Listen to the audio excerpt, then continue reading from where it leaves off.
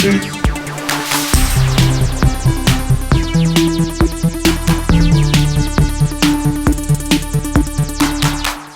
everyone, welcome to GameFace episode 165 on Sifted Games at sifted.net. Hope you guys are having a great Tuesday. Hope you're having a great start to your week. Big game came out today. Yep. Maybe the biggest game of the month. It'll probably be the best-selling game of the month. Yeah, I would think so. I mean, I would guess Sony would want us to think Days Gone's the biggest game of the month. Oh, yeah, of course. But I don't think that's true.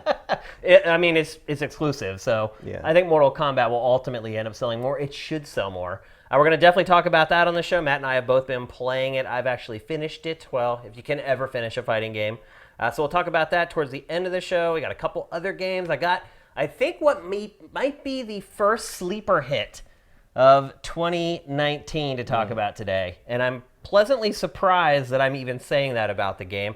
A couple notes before we get started. First of all, some of you guys have still not checked your inboxes on Patreon. We've got probably about 75% response so far for our sticker shipping. So there's a bunch of you guys who still have not replied. Check your inboxes, your DM inbox on Patreon. We're asking for your address so we can send you out stickers. And this is just for folks who pledge at $15 or more per month. Been getting great feedback from the people who have received them so far. Most people have been sticking them on their consoles so far, which I found interesting. Yeah, that makes sense. Makes sense, absolutely. If anybody sticks it on their car, I'll love you long time, because that's great marketing for us. If you're out there on the highways, people see our stickers, they're like, what's that? And they're bored in traffic, maybe they figure out, hey, this is a cool video game site. So anyway, do whatever the hell you want with them, but please just reply on Patreon. It's been a crazy process. Shipping all these out by hand has taken forever, but I'm caught up. So if you've sent me your mailing address, your stickers are on the way, or maybe got there by now. So thanks to everybody who pledges at that tier. I appreciate it very much, and I hope you guys like the stickers that we're sending out. And folks on YouTube, you're watching the show for free. Maybe you're watching an ad, maybe you're not. You're probably not. You're probably using ad blocker. But the best thing that you can do for us is help us out with Twitch Prime. The instructions to do that are down below. The short of it is you can give us a free $2.50 per month for doing nothing. It costs you nothing. It takes a minute of your time. We would really, really appreciate it. It is absolutely making a difference for us. So if you're doing it, thank you very much. And with that, let's get on with the show. We're going to kick things off with that game that I was teasing earlier. Something that I think might be a sleeper hit for 2019. And actually, the sales came out today, and it looks like I'm not alone in that. The game we're going to talk about is World War Z. They announced today the game has sold 1 million copies in its first week. And I'm really, really surprised by that. It's impressive for something I didn't even know was coming out until the day it came out. Yeah, exactly. I mean, they did not do a great job marketing this game. They only put out 3 or 4 trailers. It was developed by Saber Interactive. It's not coming from a gigantic publisher, and some could argue that even this IP might be dead in the water at this point. Yeah, it's definitely coming off the back of a not tremendously great film. I mean, they are doing another one, but... They are doing another one? Yeah, I don't know if anyone's paying attention to that, but... Yeah, it's a weird window, because the movie came out, what, like 4 years ago? Several years ago, yeah. Yeah, it's been quite a while. And I remember when I first saw the trailers for this, and this is what you're seeing right now is trailers, and we do have raw gameplay B-roll we're going to show you here in a bit. But when I first saw these trailers, I thought this was all bullcrap. I was like, there's no way that this game, by this small developer, is going to have that many zombies in it. That was really the thing that set World War Z apart. Mm-hmm. The movie was the number of zombies and the way they were like ran in herds, and that kind of changed the whole dynamic of the zombie movie. Although it was completely inaccurate to the book. Right. So yeah, I've heard that. I've never read the book. The book's pretty good. Is it? It has one problem where it intentionally makes the military complete morons for the sake of the plot requiring the military to fail to hold back zombies. Yeah. But it's one of the best outbreak build-ups in any zombie story I think I've ever seen, and it's done like a retrospective interview book. You know, it's a series of interviews with people who are important. It's taking place after the war is over. And it's like interviews with people who were key figures in everything. And it's actually really well done. Written by Mel Brooks' son. Oh, wow. Max Brooks. And in the end, the movie resembles it in no way whatsoever. Like the zombies in the book are the slow kind. Oh, really? It's the Walking Dead style stuff. Interesting. It's more of a slow terror burn kind of thing, and it gets into like a lot of politics and like, you know, like how it starts to spread, because it starts to spread in an undeveloped part of the world, and by the time anybody figures out what's going on, it starts in China, and China's government won't admit that there's a problem, and by the time they do, you've got like millions of zombies, and there's nothing anyway. So it's, and it kind of gets into all that stuff and how like there's still zombies underwater, and like, you know, even years after the war, people like they could, you know, one could just come walking up a beach, and, and bite one person and it starts all over again. There's all this stuff up in like the tundra and stuff where they're frozen, and like people like patrol the tundra in the spring and shoot them as they thaw out and stuff. Like, there's some really cool stuff in it, and it would have been a pretty cool, like, low budget, like, you know, if you did it like a Ken Burns drama or like a interview document, like a talking head documentary. But then Brad Pitt got the rights, and it turned into. He owns the rights. Yeah, his production company is the one that did it. That explains why he's in the film as well. Yes. Yeah. So instead, it became a nonsensical, like, Independence Day style blockbuster. Well, I'll say this about the video game: the story elements in the video game are worse than the film. So that's impressive. So you have the book, the film, the video game. There isn't really any storytelling in the game. For those of you who don't know, World War Z is a Left 4 Dead clone, meaning... Yeah, I kind of assumed it was multiplayer only, almost. It is multiplayer only, yeah. So it's up to 4 players cooperatively, online. You can play it offline, but I could not see any fun in doing that, to be perfectly honest with you. The fun of it is teaming up and helping each other get through it. And obviously, you can revive characters who are downed. There are certain zombies in the game that if you don't have somebody help you, you can't survive once they get a hold of you. So like the tanks in this game, they'll pick you up and they'll just start slamming you down on the ground, and they'll keep doing that until you die unless somebody comes over and kills the heavy. So I don't know how... I haven't... Yeah. Crazy bug there that I saw almost as soon as I started playing the game. I thought about taking it out of the B-roll, but I was like, no, I think it's indicative of the game a little bit. I think it's important to leave it in there. But it's a 4-player cooperative third-person shooter, and you're just taking on literally herds of zombies.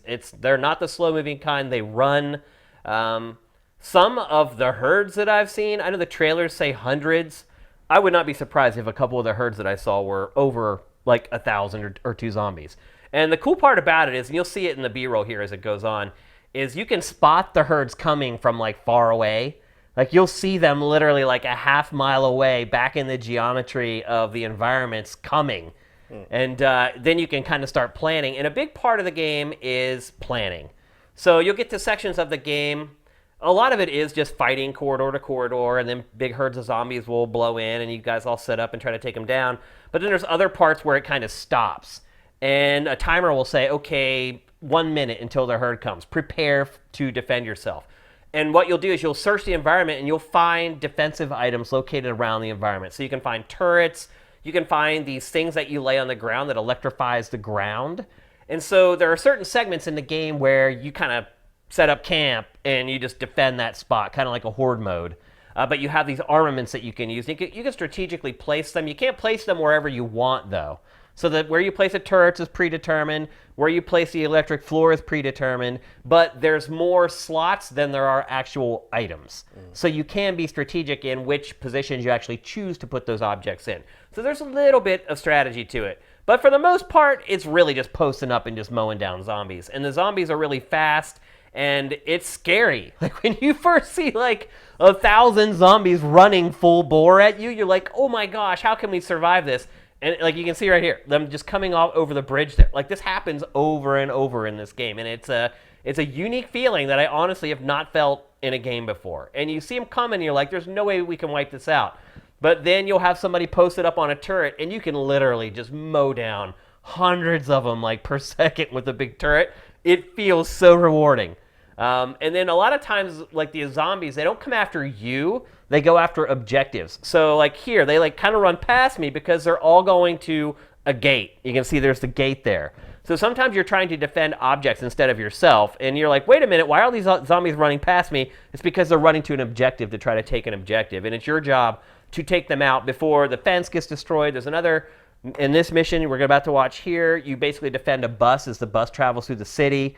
and you have to defend the bus. The zombies don't really come after you that much. They go after the bus and try to attack the bus. And so there's like a little bit of different strategies involved there. There are 4 different missions in the game. And let's see, there's Japan, there's Israel. What are the other 2? Can't remember. I would guess there'd be a China. Is there China level in there? I don't think so. Germany? No. We could go on and on trying to guess them, but Well, I'm trying to think of like key locations in the movie or the book.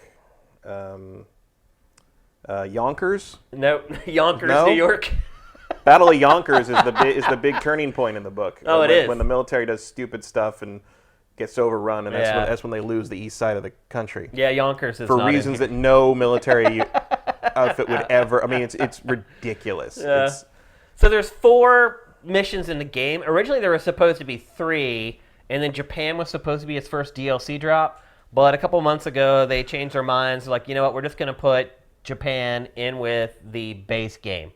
And there's not a lot of game here yet. I think that's probably my biggest criticism. You can make it through, if you're playing with good players, you can make it through each mission in a little less than an hour, something like that. Each mission has like 4 or 5 different sections. And you can choose to start from any point as well within each mission. So you don't have, when you go to play it again, you don't have to start from the first mission and then play it all the way through. If you say you were on the 3rd part of that mission and you had to leave or the connection dropped or whatever, when you go back to play it again, you can start from that checkpoint.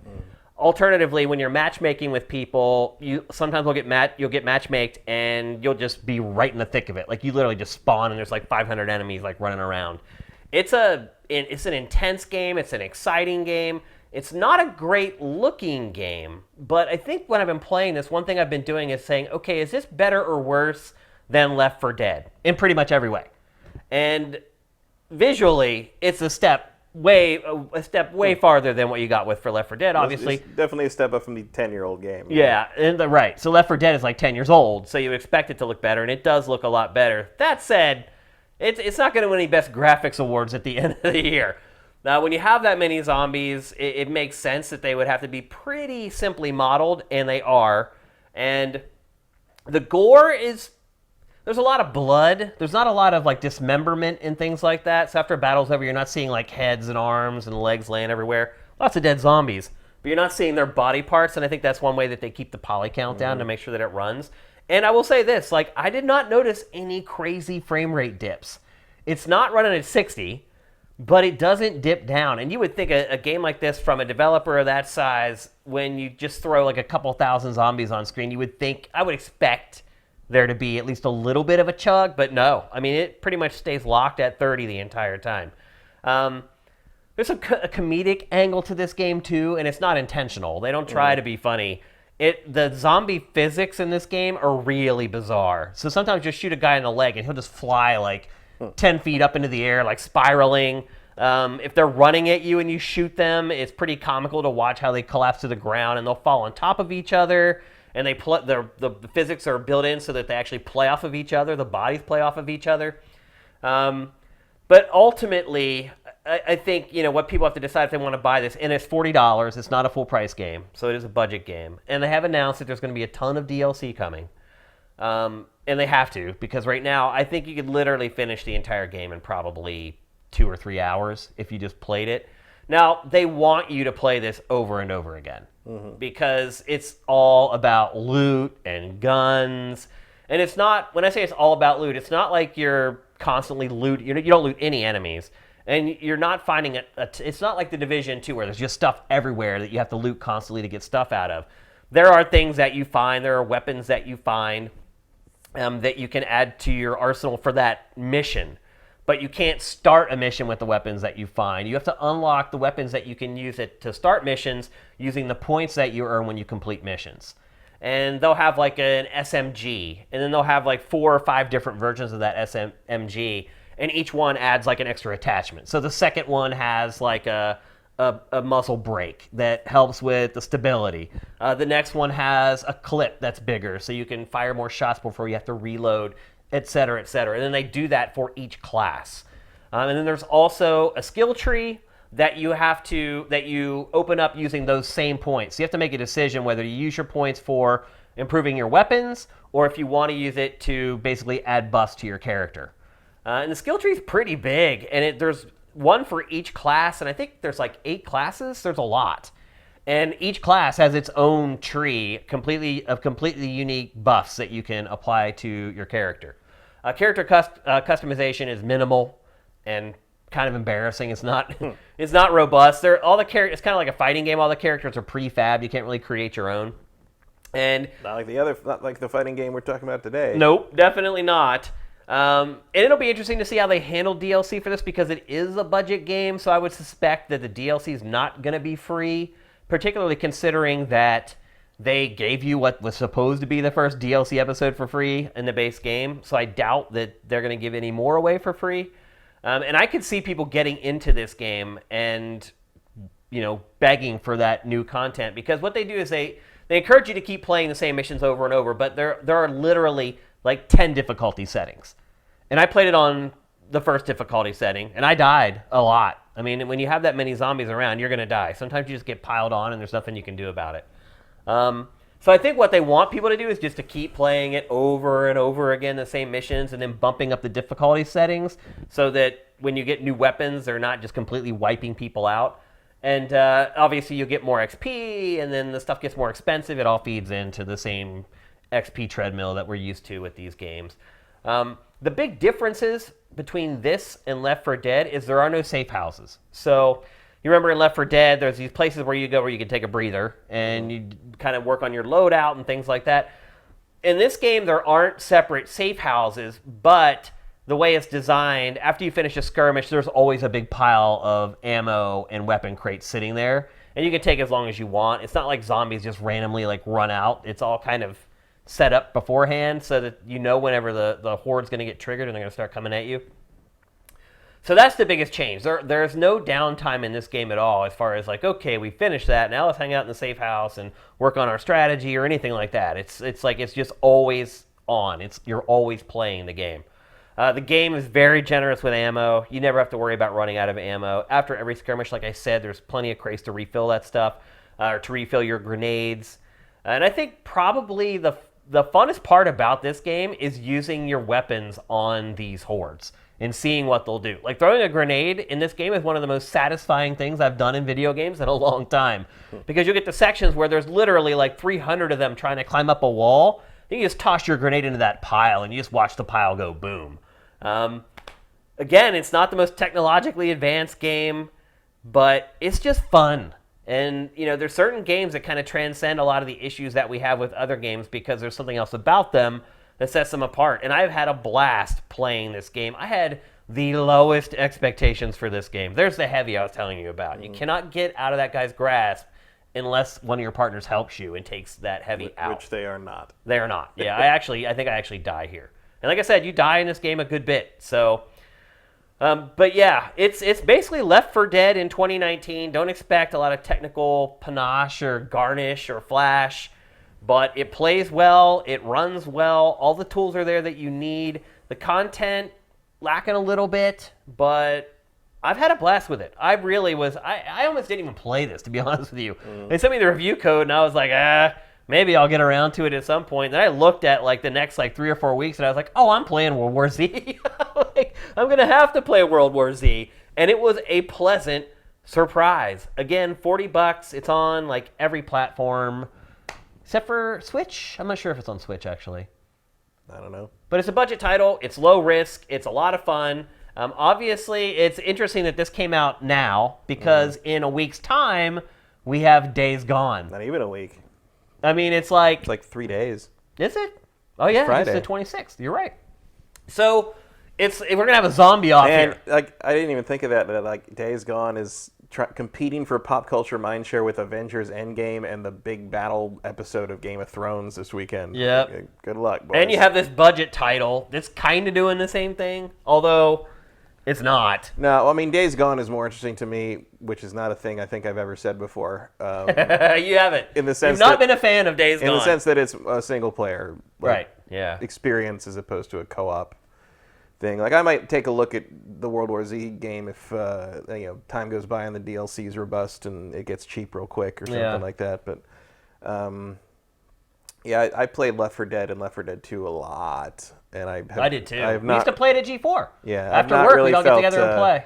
I have not felt the need to do that again. You know what? I think it took 10 years. Yeah, I think it really did. I think I was finally ready to play something like this. But I would say, too, that this design has been cloned a bunch of times. Like, there's games like Vermintide out there that are doing the same thing, but in a different setting. Yeah, this is just the same thing, basically. Yeah. A little bit of Raiders of the Broken Planet had that. Yeah, it did. Or whatever they call it now, because I can't remember the new name. Yeah, they should have left the name the way it was. Worst rebranding in the history of rebranding things. Yeah, but I was pleasantly surprised by this game. I had a ton of fun with it. $40, pretty cheap.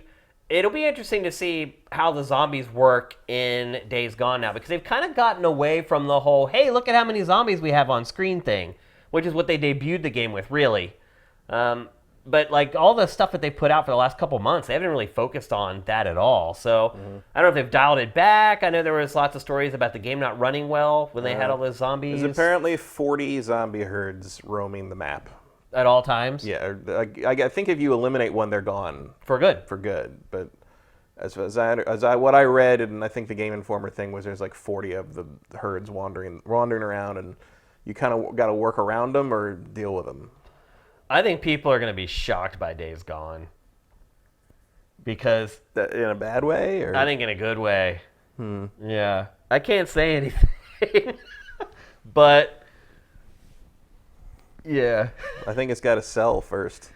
I've been seeing a fair amount of ads on like sporting event broadcasts and stuff, so they're doing their usual thing. I mean, but I don't know anyone who my usual suspects of like more casual non-game industry following people, not a single one of them has asked me about that game, which is unusual. Yeah. I mean, I'm not saying it's going to sell well or whatever. I think people are going to be surprised by what it is. Yeah. Yeah.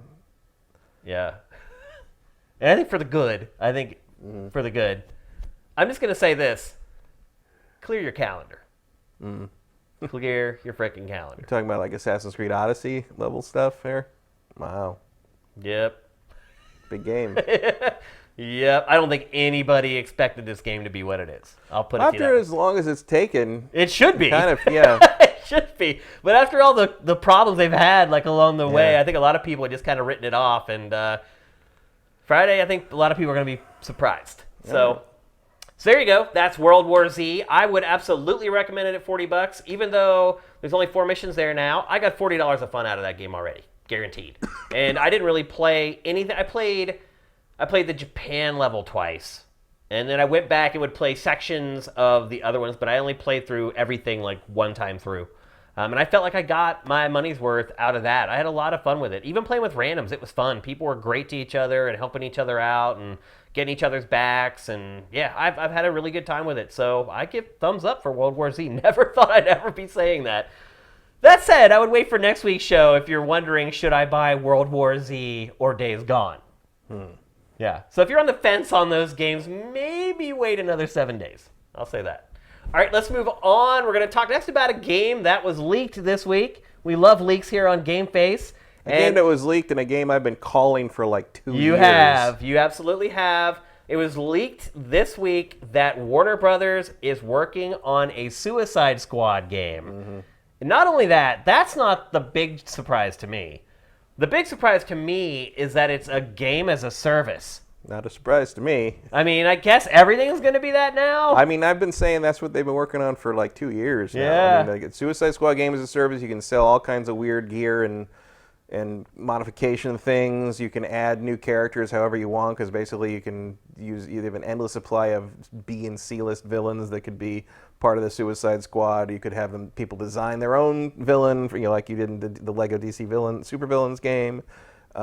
It's an obvious move. And if you remember, Matt has been calling this for literally like 2 years, because every time we've discussed what is Rocksteady doing next, you have brought this up. Yep, because rewind the tape, people. Seriously, Matt has been on this for like 2 years. They've teased Suicide Squad twice in 2 different games, And at the time that they would have started development, even after Montreal canceled their initial foray into that, because they were the ones who were originally supposed to make it. I think they are still working on it, but I think it's multiple. I think it's a multi-team big thing. Everything is now. I mean, is there any game anymore that's just developed by one studio? Not from the major publishers. Yeah, it just doesn't work that way anymore. That's why the Assassin's Creed stuff leaks all the time, because there's 1,000 people working on it. Yeah. But they've teased a Suicide Squad game twice, both at the end of Arkham Origins and at the end of Blackgate.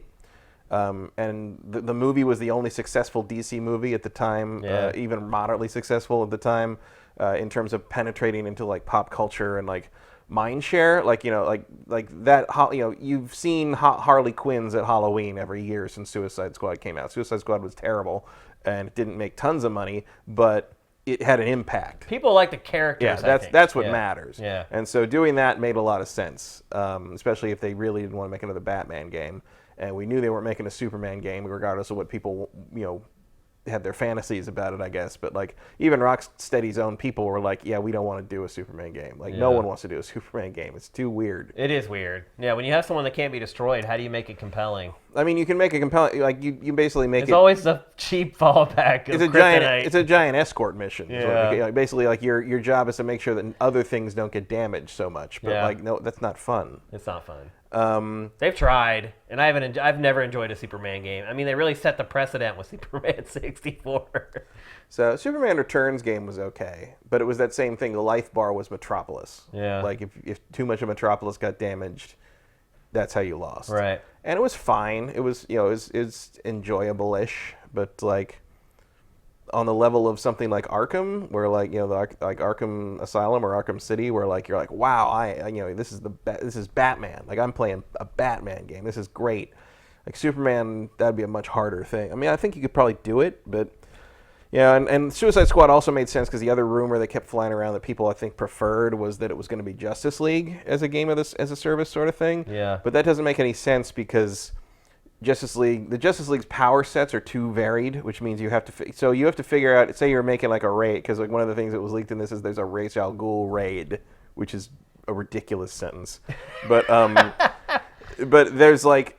So let's say. I mean, they said this is like Destiny. Yeah, exactly. That's the game that they compared it to. Exactly what I thought it would be, really. But it's like. How do you see this falling into Destiny's So blueprint? imagine you're doing like a Justice League one. So now you've made the Ra's al Ghul raid, but you have to make it completable by someone using Superman's powers or Batman's powers. Right. How does that even? I mean, the whole thing seems so dicey. You're right. You almost need these like. Suicide Squad's kind of perfect for it. Yeah. Yeah. It's like you're using like fairly low level powers or just like really good like gadget stuff. Yeah. Or just like melee. Like Killer Croc is a moderately strong, punchy guy. Harley Quinn has her bat and her mallet or whatever. Captain Boomerang. God, DC has terrible villains. Captain Boomerang. It really does. Has boomerangs. Because of course he does. Mirror, and kangaroos. Mirror Master has mirrors. Of course he does. They're really creative over there. Let me tell you. But so look, watching Destiny footage right now and trying to say, okay, a Suicide Squad with this design. Mm-hmm. I mean, could it be the first game as a service that's like urban? Yeah, well, the first thing they said, the first thing they're going to announce, I guess, at E3, because it was June 4th, I think, was the reveal that was on that document that leaked. Right. Is Gotham, like the first area they're going to show is Gotham City, which makes a lot of sense as well. But which is also why Ra's al Ghul is, because I think it'll be in the Arkham universe. Which the Ra's al Ghul thing makes sense because Ra's has his League of Assassins base underneath the Arkham City area and all that stuff. It makes sense because you want people to think of Batman.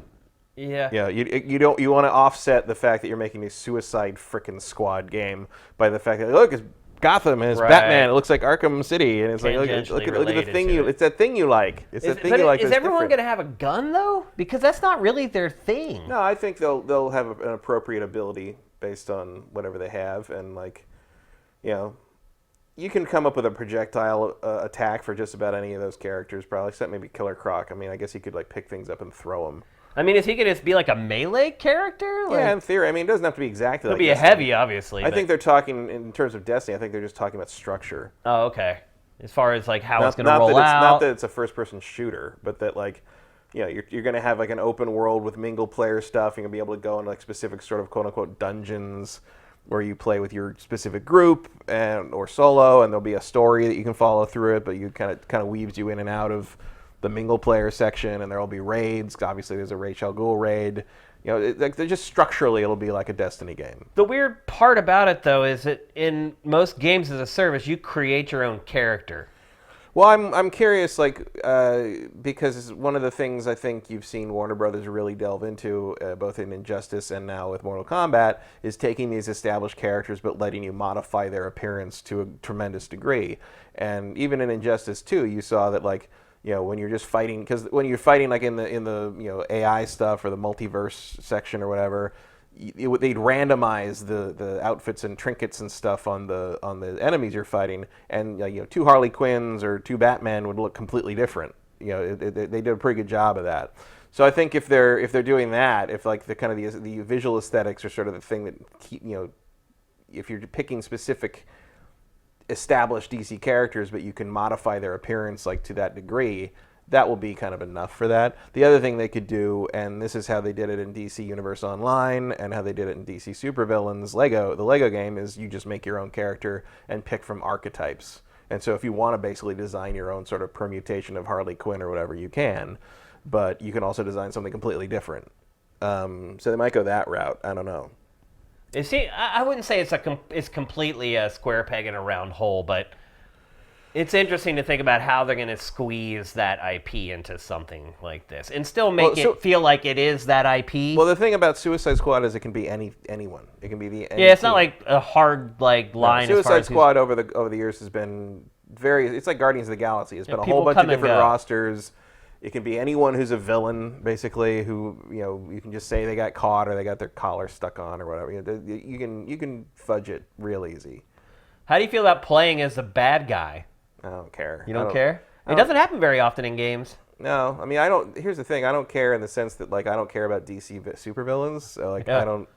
There's like 5 I'm interested in, and they're all Batman. Yeah. And it'd be more interesting to me like the DC's. I didn't play Lego DC supervillains, but the idea of the depth of customization and you unlock this power, you want a beam power. Okay, well, what color do you want the beam? What kind of effect do you want on the beam? Where should the beam come out of on your character? Come out of your head, come out of your eyes, come out of your hands, come out of your chest. You can customize it really to a great degree.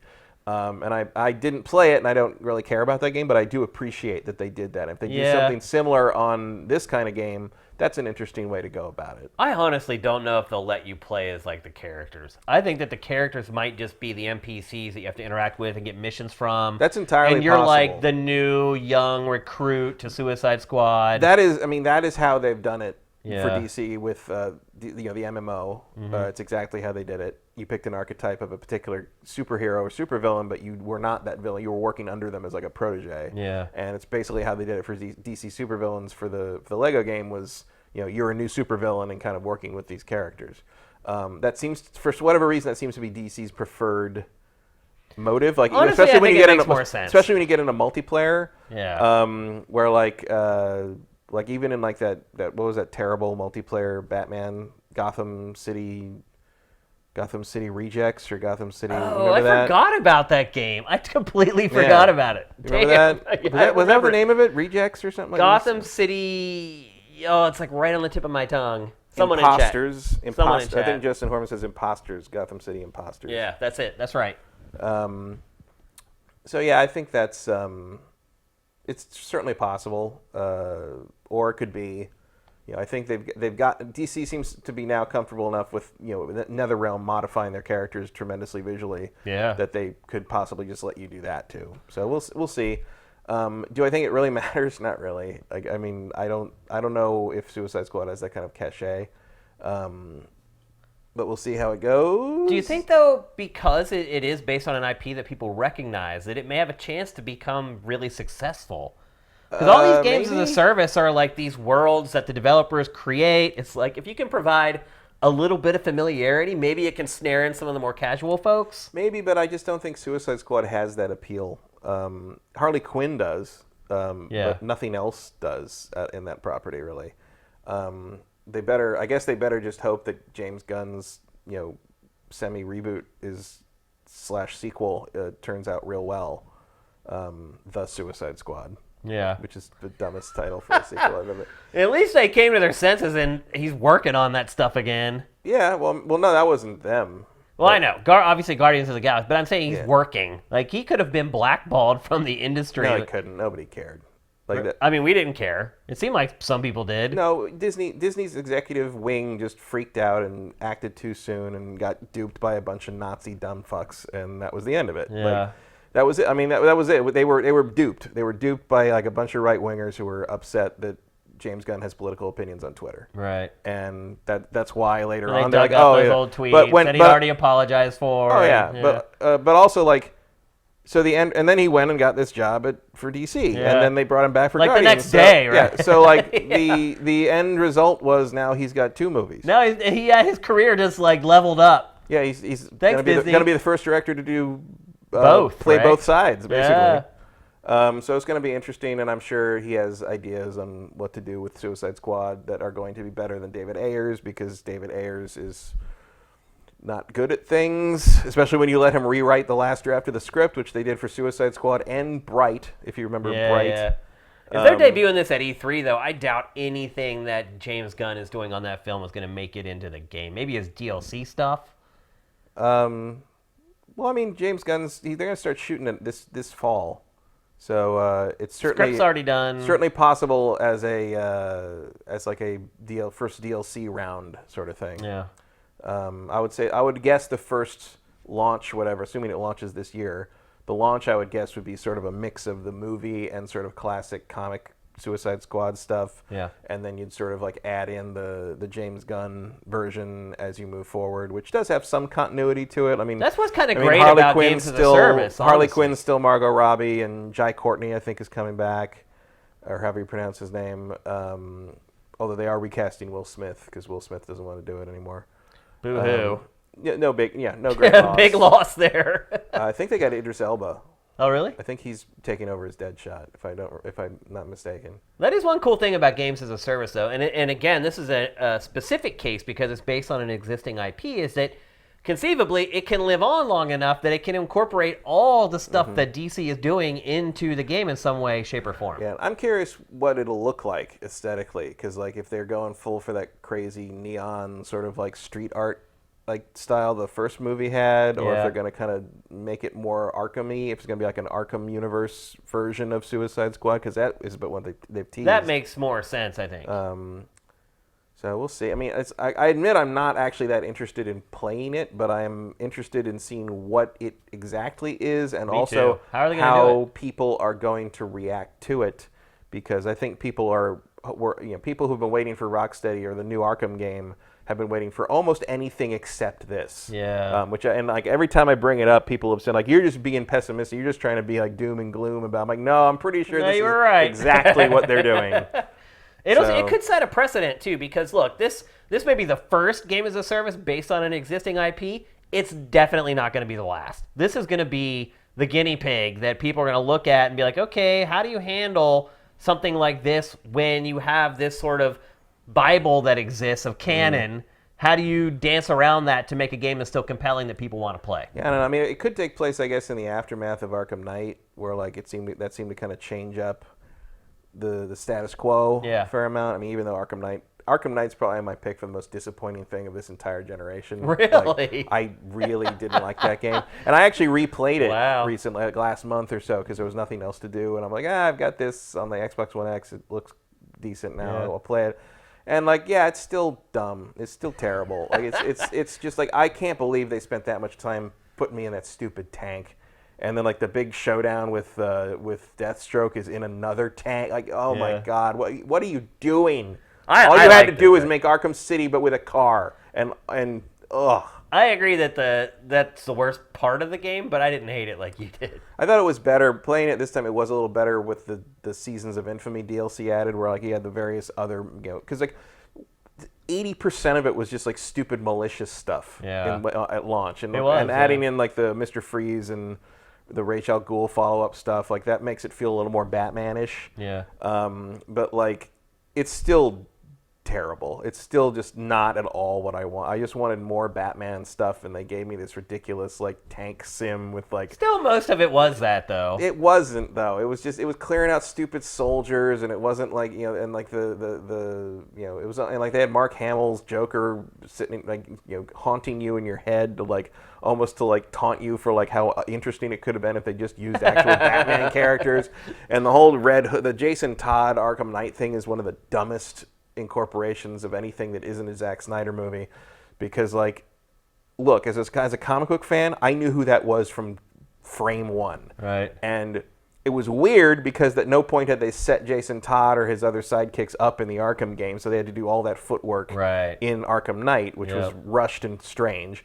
And then if you don't know the comics, you're like, who the hell is this guy? Like, it's like it does nothing if you're a comics book fan, and it does nothing for you if you're not a comic. Like who was that for? Why was that there?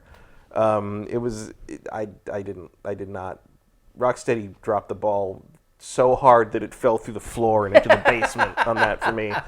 So yeah, I'm not super excited about whatever they might have up their sleeve next. Wow. To me, I definitely am. To me, that like blew their cred with me for until they prove otherwise. And I feel like a Suicide Squad Destiny clone is not going to be the thing that restores their reputation in my eyes. Yeah, I mean, this isn't their game though. I mean, they probably are working on it, but it's not their game, quote unquote. We'll see. Yeah. Still, you nailed it. And we'll get to see that June 4th, right before E3 kicks off. Yeah. So not long to wait. I'm either. pretty sure this is this is their main thing. Oh yeah, absolutely. Rocksteady's, I mean. Oh really? Yeah, I think Montreal's involved for sure. Montreal's like splitting their time, I think, between this and whatever the next Mordor thing is going to be. But I think that was a big disappointment for a lot of people. They're like, wait a minute, like they're not making another one of their games. No. Yeah. Yeah, I don't know. I mean, it'd be nice to have a surprise Batman game up their sleeve, but I don't think that's what's happening. Well, it looks like the Lord of the Rings IP was purchased by someone else. So, was it? Yeah. I mean, maybe it's not exclusively, but someone else is making Lord of the Rings games now, and it's like some little like indie developer is making them. Yeah. Well, that's interesting. I guess that indicates that Shadow of War sold a lot worse than we expected, or the monetization didn't take and they gave up. It's true. So we'll get a first look at that on June 4th. Not much longer to wait. Not much longer to wait for E3, by the way. It's like 50 days away. So it's coming up fast. All right, let's move along. We're going to talk next about GameStop. We talked about it a couple of weeks ago. Honestly, I thought that discussion in that episode was one of the best discussions in the episode. We're not going to rehash a lot of that. That discussion was all about that GameStop was in financial dire straits and what can they do, what can't they do. Well, GameStop has tried to answer that question itself by changing one of its, I would say, most controversial policies, other than the fact that they give you 50 cents for a used game, and that is its prior no return policy. It has decided that it is now going to allow people to return games within 48 hours and get a full refund. You have to have your receipt. The game still has to appear new. Can't have any scratches. You have to take good care of the game, but within 48 hours, you can return a game and get a full refund. Matt, do you think that this is something that can turn the fortunes for GameStop? No. Yeah. But it's nice. So PlayStation it's just too changed. little too late. Yeah. But PlayStation just changed its policy as well on digital. Now you have like 2 weeks before you can like return something digitally, which seems crazy generous. Seems like plenty of time to finish the game, but they must be tracking how long you play. Yeah, that's all set up based upon how much you play.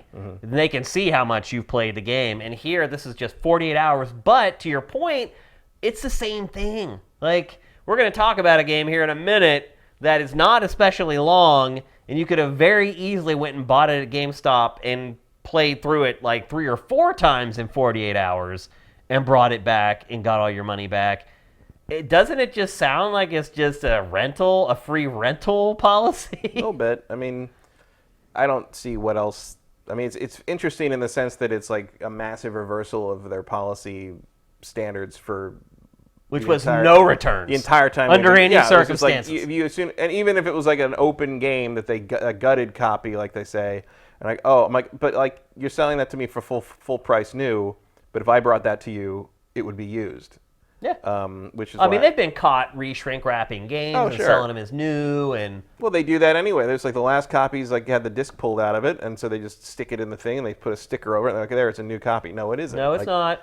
I've had that argument with many people. Yeah. And I don't even want to have the argument. It's just like they're like, oh, the last one we have is this. I'm like, okay, no, I don't No, want you're it. wrong. You're I'm like, I don't wrong. want it then. Yeah. And they're like, well, no, it's a new copy. I'm like, no, it's not. You It's opened not- it. I don't. If it's open, it's not new. I go get it at Best Buy. And like, Yeah. and the managers would argue with. I'm like, I don't want to argue with you. You said you. I'm just gonna as go far buy as it I'm somewhere concerned, else. As far as I'm concerned, you don't have that game new. Yeah. So I'm going to go somewhere else. I'm not asking you to change your policy. I'm just saying. I'm going to buy it somewhere I'm else. gonna go get it I'm gonna somewhere take my else. money somewhere else. Yeah, and I think that's been one of their problems. So it is interesting that this is the first thing they identified as like something they could change, but it's like, Well, bro, no, this is it's second. 2019. The first thing they decided was that they need to set up esports coaching stations in their stores. Well, they haven't done that yet. I mean, that they've confirmed. Like, GameStop hasn't confirmed this yet. This is all from insider information. But I guarantee- GameStop has confirmed the esports. Right, school but thing. I guarantee you this policy will be enacted faster than they'll start doing esports training. Yeah, for sure. What do you see happen? I just see it getting worse. Like, I don't see how this policy. I mean, maybe it shows why it hasn't allowed returns all along, because I just don't see any good coming out of this. I don't know. It's a desperation move, but it's just like, oh, everybody's offering this now, so I guess we have to offer it, and they're trying to play parity, basically, and it's not going to solve anything, but at least it puts them more on an even level with their competition in that sense. Like, what else can you do? It's not going to save the company, but I mean, it's years late. It's I don't think it's even going to help the company. Like, I think their financial reports are going to be worse. I think the idea is like just they don't even make all that much money off the new game. $12 per game. So the idea is mostly to get people in there, like hoping that like when you bring that game back 48 hours later, you'll impulse buy some Funko Pops or Well, something. the other thing too is that they don't give you your cash back. It's all store credit. It's all yeah. store credit. So they're technically never losing that money. Mm-hmm. So maybe they look at it like, we're not really losing anything. Yeah, They have to pay. We're just gaining a used copy very quickly. Right, that we can then sell for $45 or $50 anyway. Yeah, again. Yeah. For all profit. Right, for pure 100% profit. So it's not gonna make a dent. but Yeah. It's at least something. Is there anything that can save GameStop?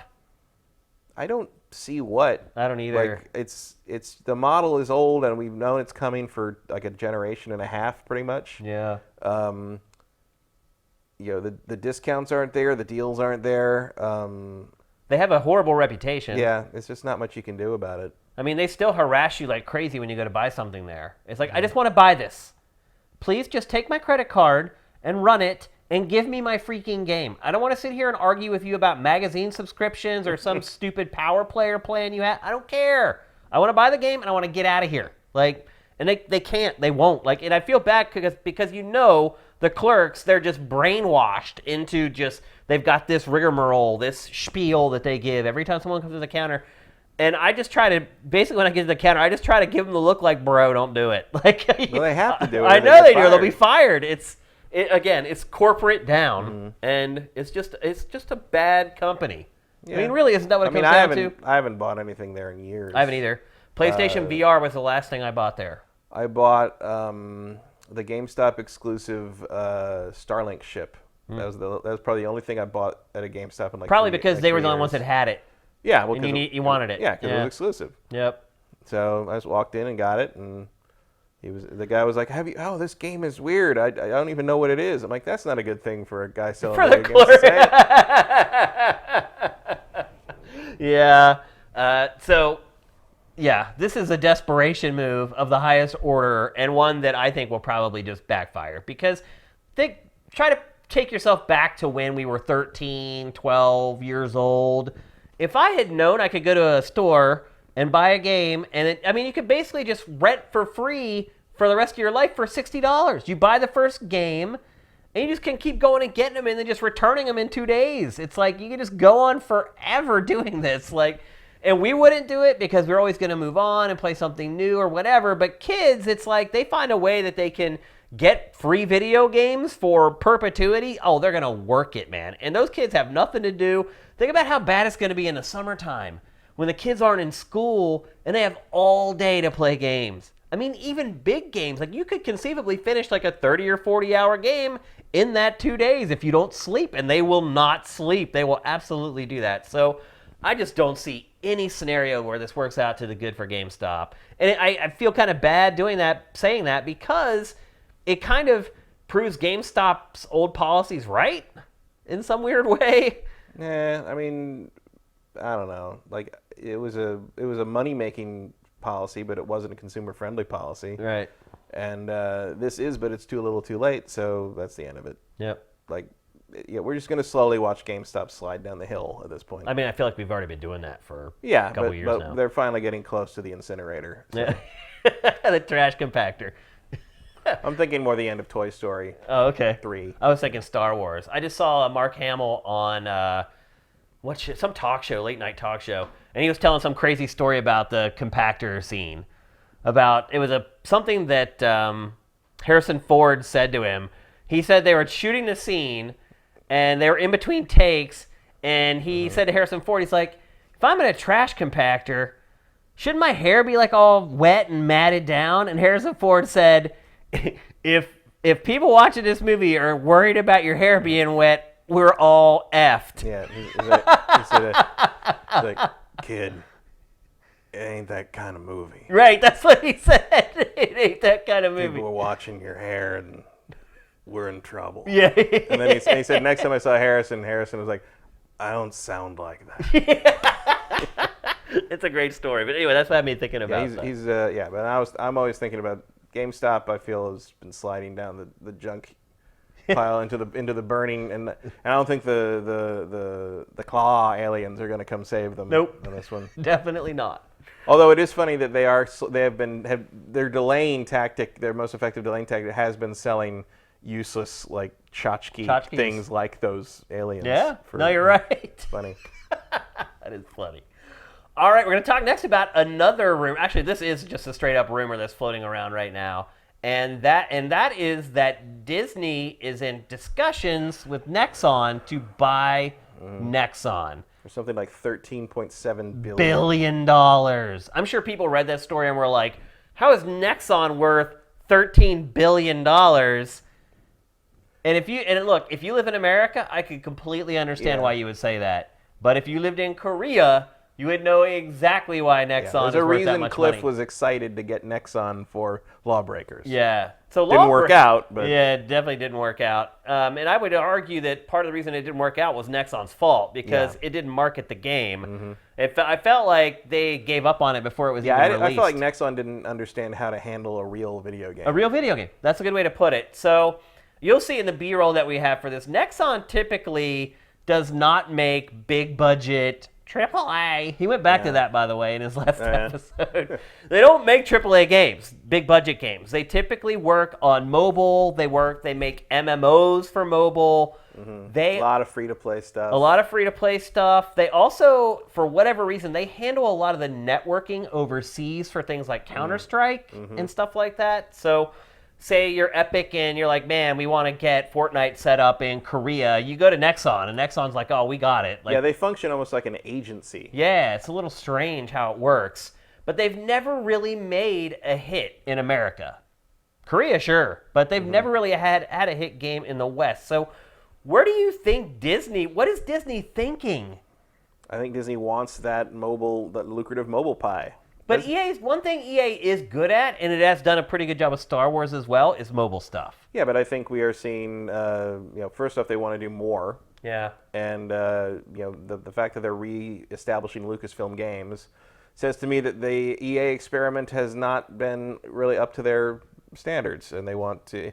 And also, Disney does this periodically. They delve into gaming, and they do it for like 4 years, and then they're like, oh, we don't want to do this anymore, and then they back away from it and get rid of everything and fire everybody. That's happened like 3 separate times. I know. People have been kind of freaking out about like this, and oh my God, Disney doesn't know how to make video games. I doubt people like us are ever going to really even notice these games, the outcome of these of whatever they do for $13 billion, and we won't even notice.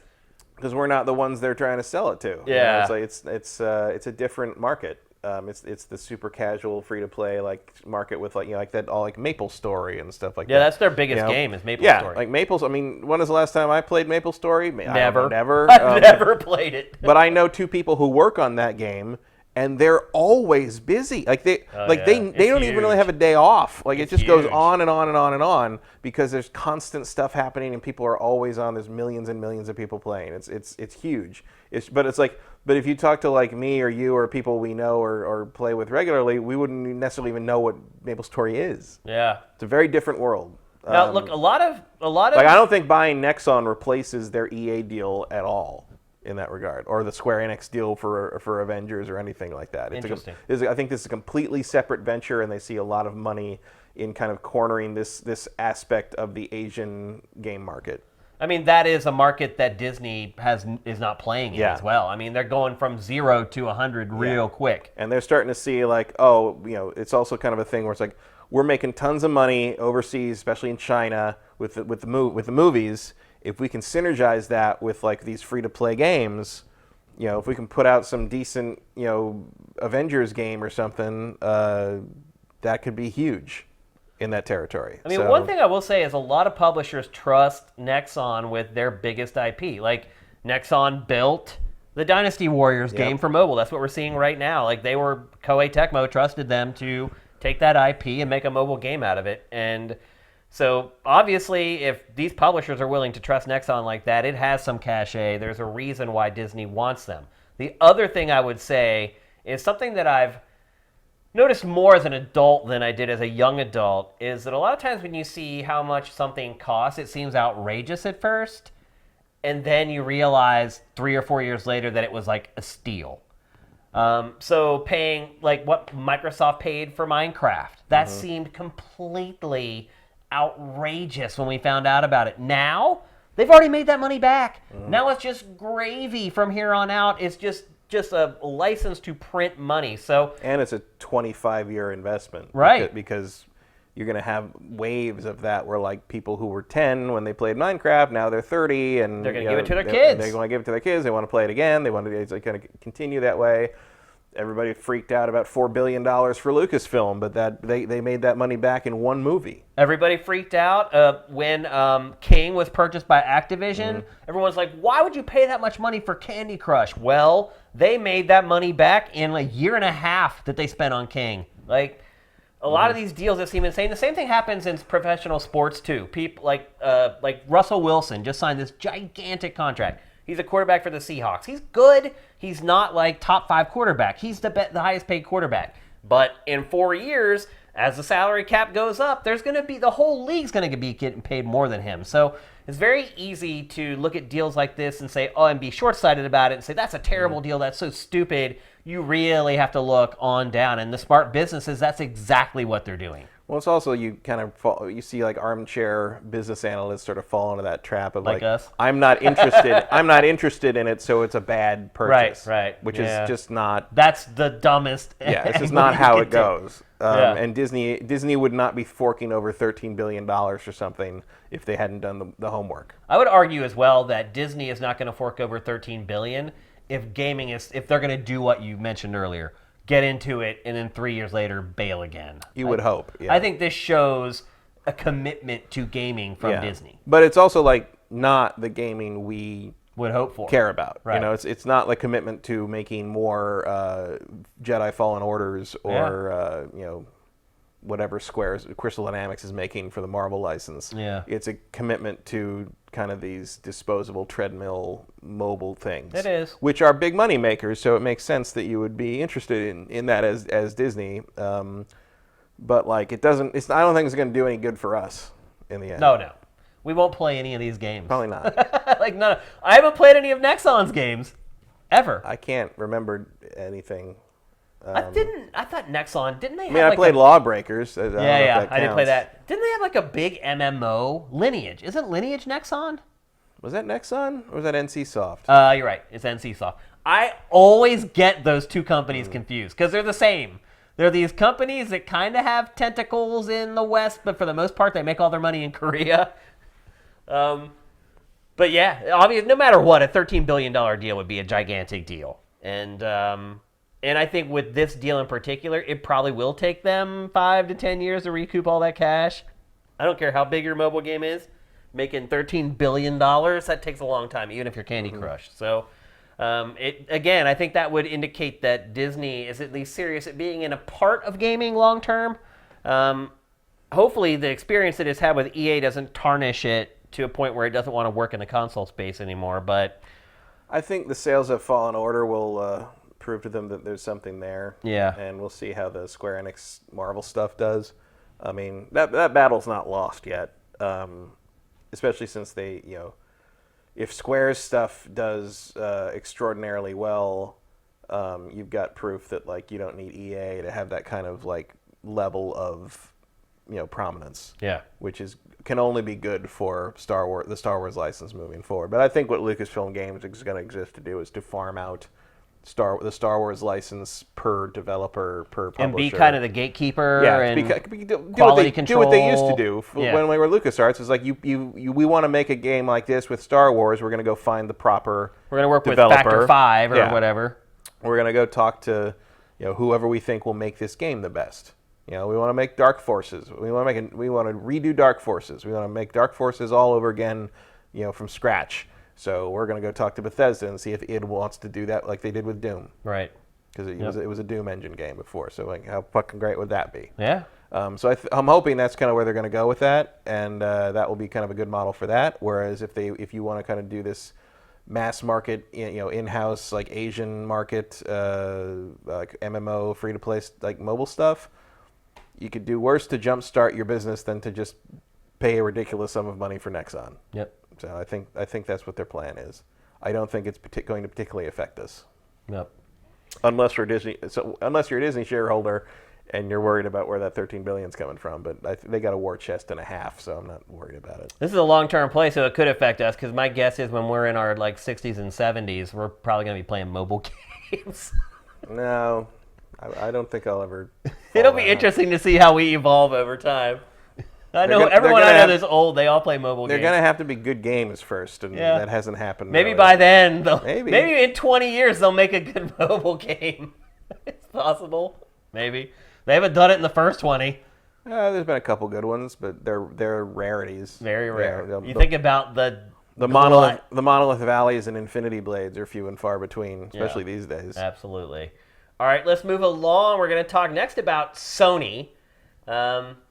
We've had some people on Sifted over the last year and a half, or maybe half a year, who've talked about this, and I didn't really notice it because I don't really care. Right. But Sony had been dialing back. You don't play a lot of softcore animated games? I don't. No. I do not. The most popular content on Sifted, by the way, but I do not really care for them. And so people have been talking about this on Sifted all this time. I wasn't really seeing it. And then over the last couple months, it became kind of obvious that Sony had begun censoring sexuality in not just its own games, but in third-party games. And in fact, I would argue more so in third-party games than its first-party stuff. Yeah, I can't think of any real changes they made to first-party stuff. Unless we just didn't know, and stuff was in the game before and they took it out before it was released. Yeah, but who knows? Why would you know that? But the third-party stuff is the stuff that stands out. And I know we were talking about Devil May Cry 5 when it came out. We were like, wait a minute, why are these weird, like, why is there a nude scene, but then there's like a bubble over this scene, but then in this other scene it shows stuff it didn't show? It was very weird. Well, it was that the PS4 version had a lens flare over a naked butt, and the other versions did not, including the Japanese PS4 version. Which is weird because usually the US version goes much farther than Japan as far as violence and usually sex. I wouldn't say that about the sex.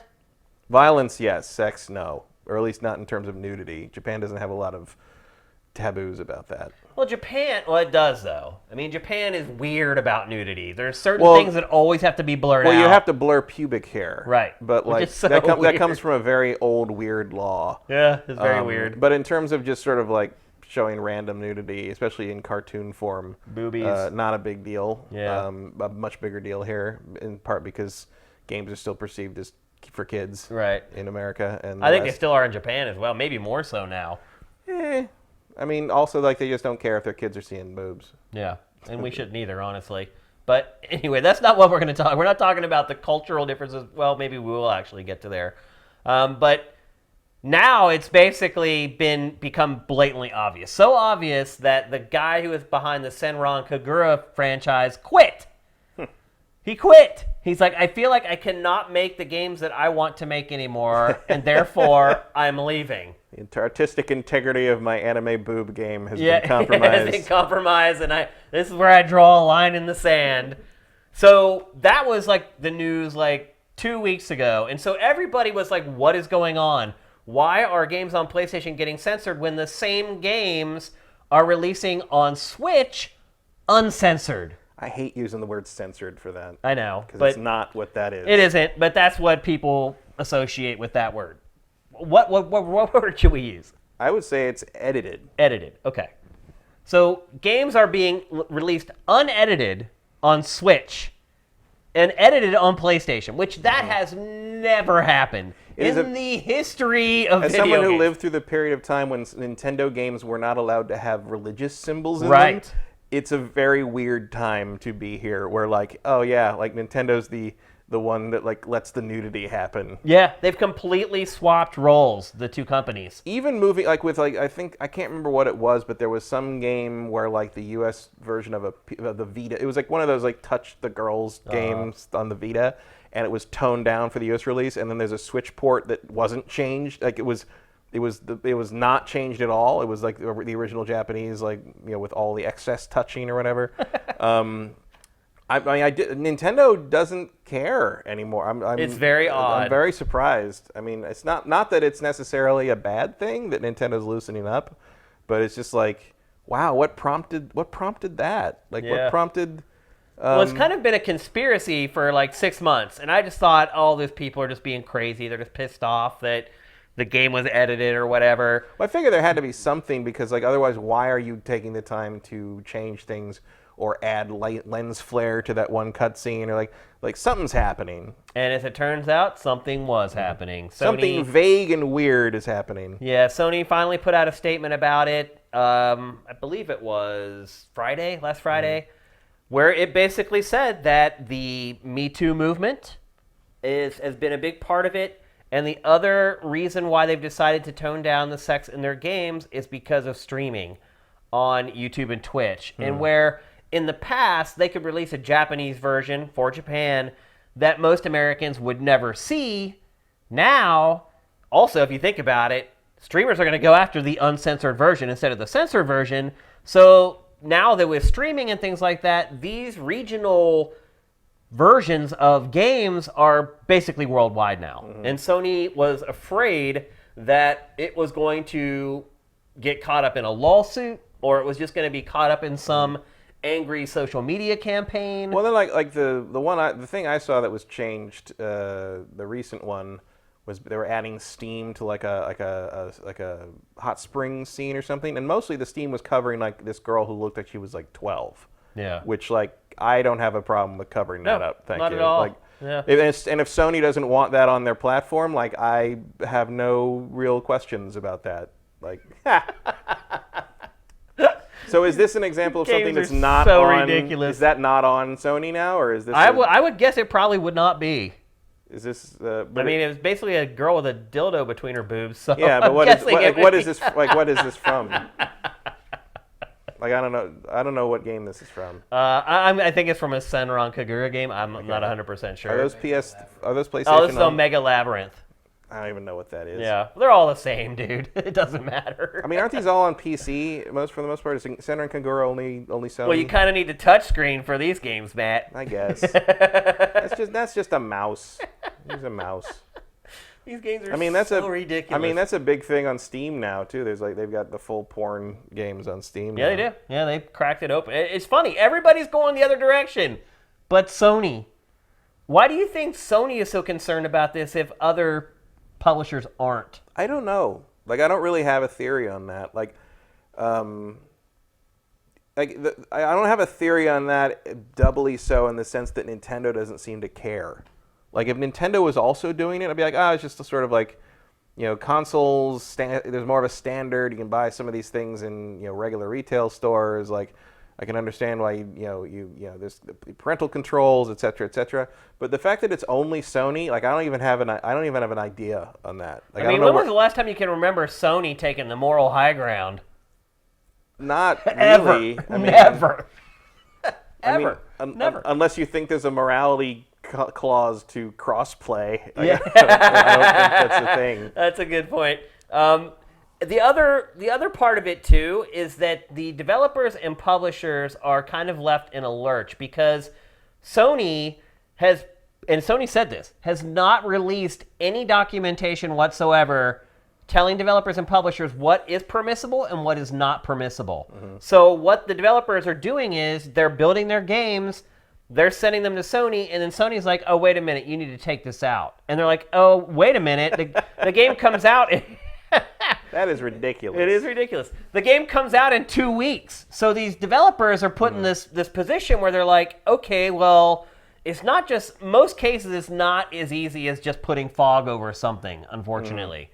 And so they have to go back. Changing models and right. And things they have to like go that, back and rework significant ports of their games. Their games end up getting delayed, and they are the ones who get punished when the game's delayed by the fans. They're like, oh, you can't get your games done in time. It's like, no, we can't tell you this, but Sony screwed us because it wouldn't give us the parameters to work with while we were creating the game. We had to do it all post-haste. So the whole situation, I mean, look, I'm behind Sony saying we don't want 8 to 12-year-old looking girls in compromising positions in games on our platform. I totally get that.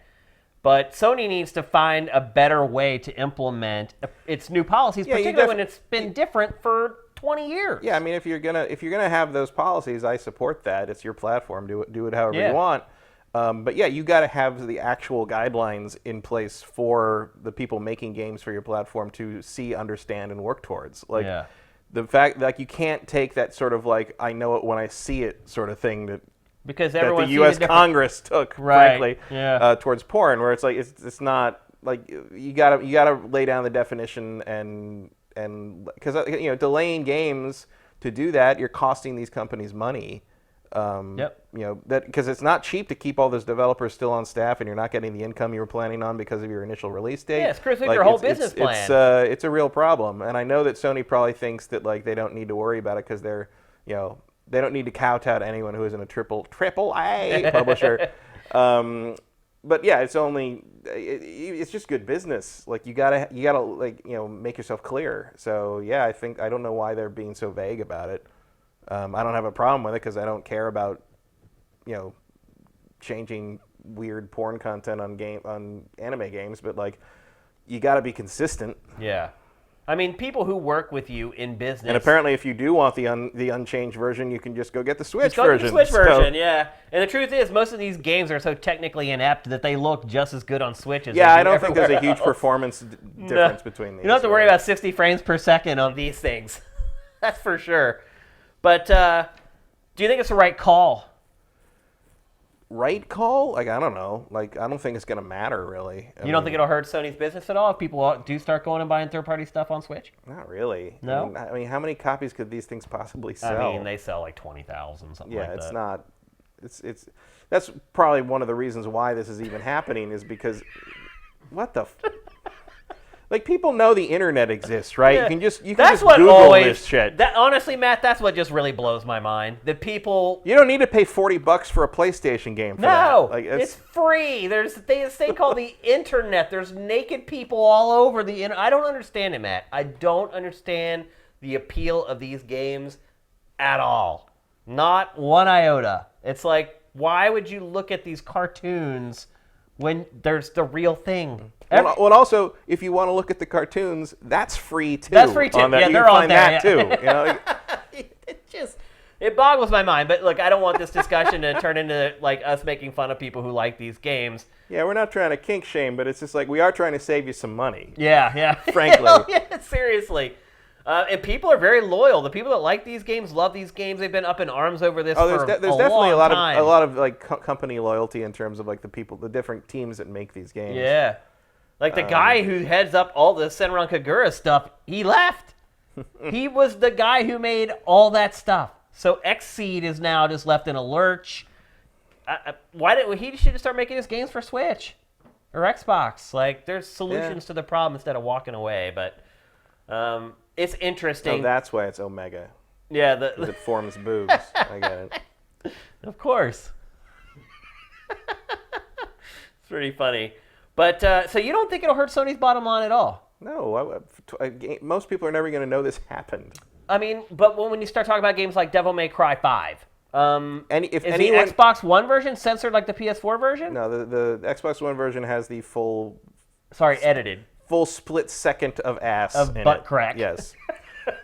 I honestly, if you did not buy the PlayStation version because of that, wow. Yeah. Like, I don't know. I mean, I bought the Xbox version because it runs a little better. Right. But it could get to a point where it does start to become more extreme. There could be games that have, like, what about like Grand Theft Auto 6? Grand Theft Auto doesn't have a lot of naked nudity in it or like explicit sexuality. But what if it does? It won't. Just as an example, I could pull another game. Let's just use Grand Theft Auto. What if it does? If it does have nudity in it, and the PlayStation version is censored or edited, and the Xbox One version isn't? You don't think that could affect Sony's bottom line? I don't think they're going to do that to Grand Theft Auto. Game X. How about a game that I made that you've never heard of? What if it was great and everybody wanted it, and PlayStation decided to edit the game for its platform, and Microsoft didn't? You don't think that would affect sales? Not especially, no. Huh. I mean, I don't think, because stuff like that will spread like wildfire. Sort of, but also... And they will use the censorship word. They'll be like, it's censored on PlayStation. Of course they will, because they're wrong, but they don't care. Right, but it will spread really fast, and like I think it could make a big difference. I don't think it will at all. Right now, we're dealing with these little dinky Japanese and that's all we'll ever be dealing with, because they're never going to do that to a major publisher. They're never going to do... They just did it to Capcom. I don't know what that was, because it didn't happen in Japan. So why Capcom specifically did that to the U.S. version of PlayStation, the PlayStation version, I don't know what the story is there, but it can't have been Sony's universal guidelines because it didn't happen in Japan. Well, they don't have them. That's the problem. They have no. Even Sony admitted, we have no documentation telling publishers what we will or won't allow. Either that was Capcom kind of being preemptive about it, possibly, or Sony America has a different set of guidelines, or so. I don't know. But that is an example of a big publisher, big game. But it's also like different on each that platform. No one gave a shit about except like a tiny minority of people who care about a naked CG ass that was on screen for 2 seconds. Right, but that's why I brought up that there are some games where people will care. But I'm saying like that's never going to happen. Like that's they're doing this for these like explicit games because there's such a niche of a niche that no one's ever going to care beyond like this niche audience. PlayStation probably doesn't even care that these are on its platform. They make so little money off of them. They're just like, it's not worth the headache. Right, and if they wanted to, like, if the the response of the Senran Kagura guys, like, I'm just gonna walk away and take my ball and go home. Sony's like, oh no, like, no boy, look out. Well, that's $10,000 less we'll make every year. Like we'll try to care buried under 10 million sold copies of Last of Us 2. Right. It's just not it's not gonna be an issue. They don't want like this weird anime porn stuff, and this is how they're going about it, and it's kind of shitty in the sense that like, I would certainly prefer if they just like wrote up some guidelines and said these are the guidelines, stick to these, like as long as you're within these, you won't have a problem, and we're done. Yeah. But they're not, because they're Sony, and they got to be weird about stuff every time, whether it's cross-play or this kind of play, and. So I mean, I think it'll damage their reputation with some of these smaller developers. But like, what are they gonna do? It's like even if you have to deal with bullshit from Sony, as these developers do, you don't have choice. You can't take your game off their platform because that's where all these sales happen. Make all the money. And I mean, PC's still there for you, but there's very little piracy on the PlayStation 4 comparatively. So like, you have to get that money from this platform. So I don't think it'll matter really in the end. They're not going to do that to Grand Theft Auto because Rockstar would just be like, excuse me? like. But that's my point, though. It's like they'll do that to these small guys and try to say that they're standing on a moral high ground, and that's why they're doing it. But that's really not it. They're just trying to avoid controversy while still making as much money as possible. Or maybe they just don't want naked children on their game well, console. I can understand which is that like as well. Fine by me. Sure. Don't do that. I can understand that too. I mean, it's kind of arbitrary, and sometimes it goes one way or the other. I imported Dead or Alive Extreme 3 because it didn't come here. That was Tecmo's decision, just because they didn't want to deal with the headache. Yeah. But it's just you're never going to have a critical mass of people upset about it enough to change anything really. It's never going to, if there's like a sex scene or something in The Last of Us 2, they're never going to come after Naughty Dog for that. You know that. Yeah. So it's just never going to affect anything that happens on a level that would require any kind of change. Yeah. I get why people are frustrated, especially the companies that are like, we don't know what the rules are. Yeah. We're just sort of guessing at this, I'm probably You're basically just crossing your fingers when you send it in. Probably not multi-million-dollar production, but a lot of money's being spent. It's not free to keep your development team on for another extra couple weeks to fix things that Sony decided had to be changed. Sam is having fun with the B-roll today. He is enjoying his job today. Sam's going to want some copies of this to take home. Okay, let's move on. I think we've had enough boobs on the screen for GameFace. Let me just set a new record on GameFace for most cleavage in an episode. Yeah, we don't really bring that to the table usually. No, we definitely don't. I'm sure some people are disappointed by that. But all right, let's move on. We're going to talk next about the Xbox One S all-digital version. Longest title for a console ever, guaranteed. Mm-hmm. Without a doubt. Rumors have been flying about this thing for literally months. Like, the worst kept secret in gaming. It's the Xbone Sad V. It is. And it's, again, the worst kept secret in gaming for like the last several months. Microsoft finally confirmed all the speculation by announcing it officially this past week and giving us all the official details on it. And most of the rumors were absolutely correct. So it is, in fact, a disc-free Xbox One S. It still comes with all the accoutrements of the S, meaning you still get 4K HDR playback. Still can't play games in 4K. Yeah. That's only for the X. It is, and here's my big problem. It is $250.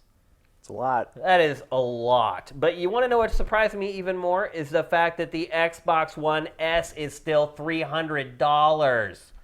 That is insane, Matt. The regular one is? Yes. The S is still... So their big thing is it's $50 less than the S, and all you're losing is a disk drive. It's like, dude, that should be $200.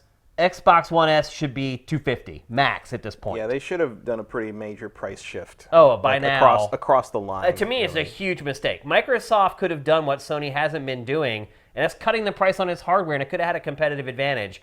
Instead, it doubles down on this. And then it had the balls to say, well, one thing we will tell you is if we ever drop the price of the S, we will drop the price of the all-digital version the same exact amount. So don't be afraid buying this that we're going to drop the price of the S next week by $50 and they're both going to cost the same.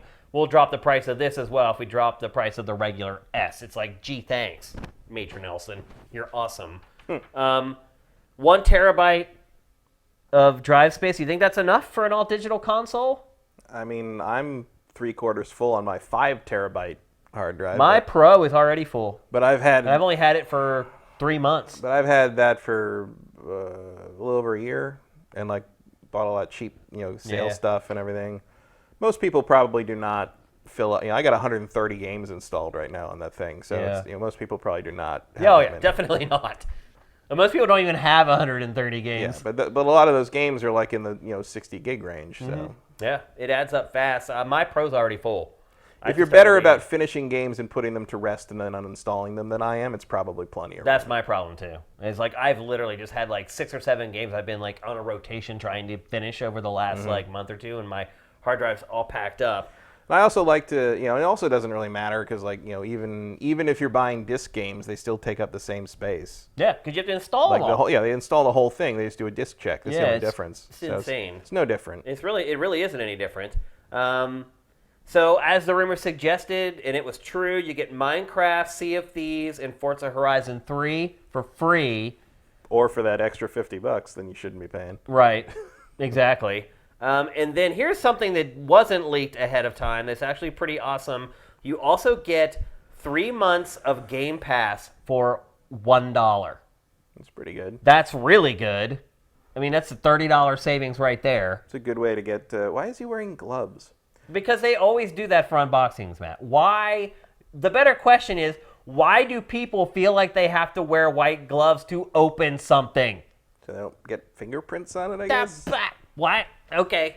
It makes no sense. It's the white glove treatment. Every unboxing, they always wear white gloves. It's so stupid and weird. I don't really get it. I mean, I get it if you're going to like allow like the press to take shots of the and you don't want thing, the prints and you don't want prints all over it and stuff. If it's you sitting at your kitchen table unboxing something, Yeah, you don't need to wear different. white gloves. It just, I think it's just become this thing where they're like, well, if you do an unboxing, you have to wear the white gloves.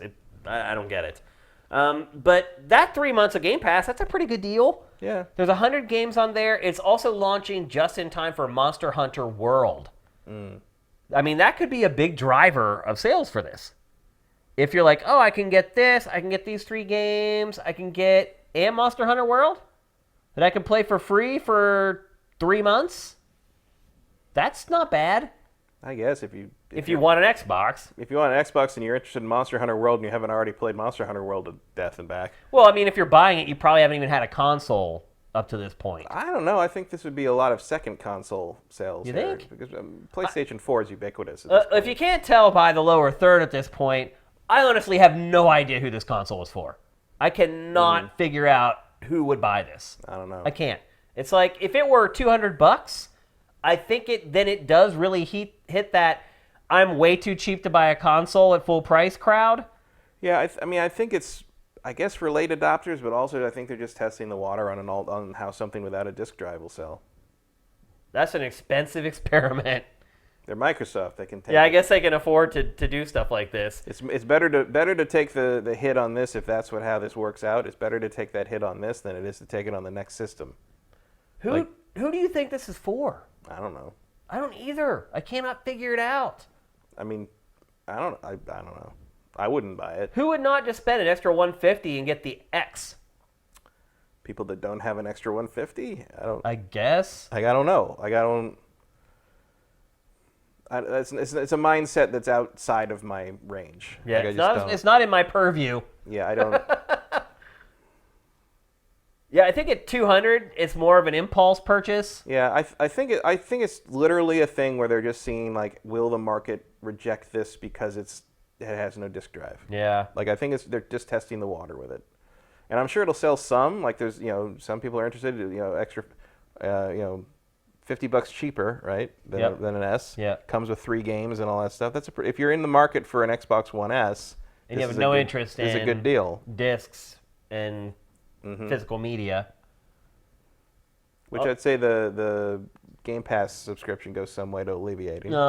Definitely. I mean, it always has at least 100 games on Game Pass at any given time. And it's getting big ones now too. And that makes it, and obviously you get all the first party stuff day and date on Game Pass. I wouldn't at this point I would not probably spend money on Xbox One vanilla hardware. I honestly would not spend money on any hardware right now. Well, no, but there's a whole secondary market that doesn't jump in on this stuff until the price drops Till the at least end. to that. Yeah. So, I mean, I know people that bought like the PlayStation 2 after the PlayStation 3 launched. They're like, this is when I buy consoles because they're like $100 or whatever. And then they have this gigantic library of games that they've been salivating that was over. our bread and butter at the game store I ran in like 98, 99. Like it was right as the Dreamcast was coming out and like the PlayStation 2 hype was starting.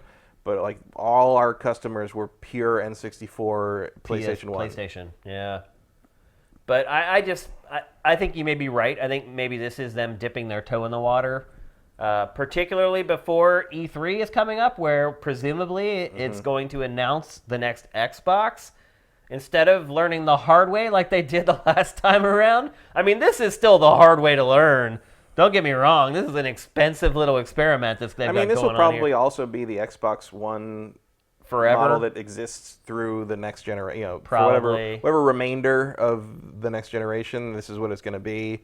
I mean, they're probably not even paying for new parts on this thing. You think they would be this instead of the X?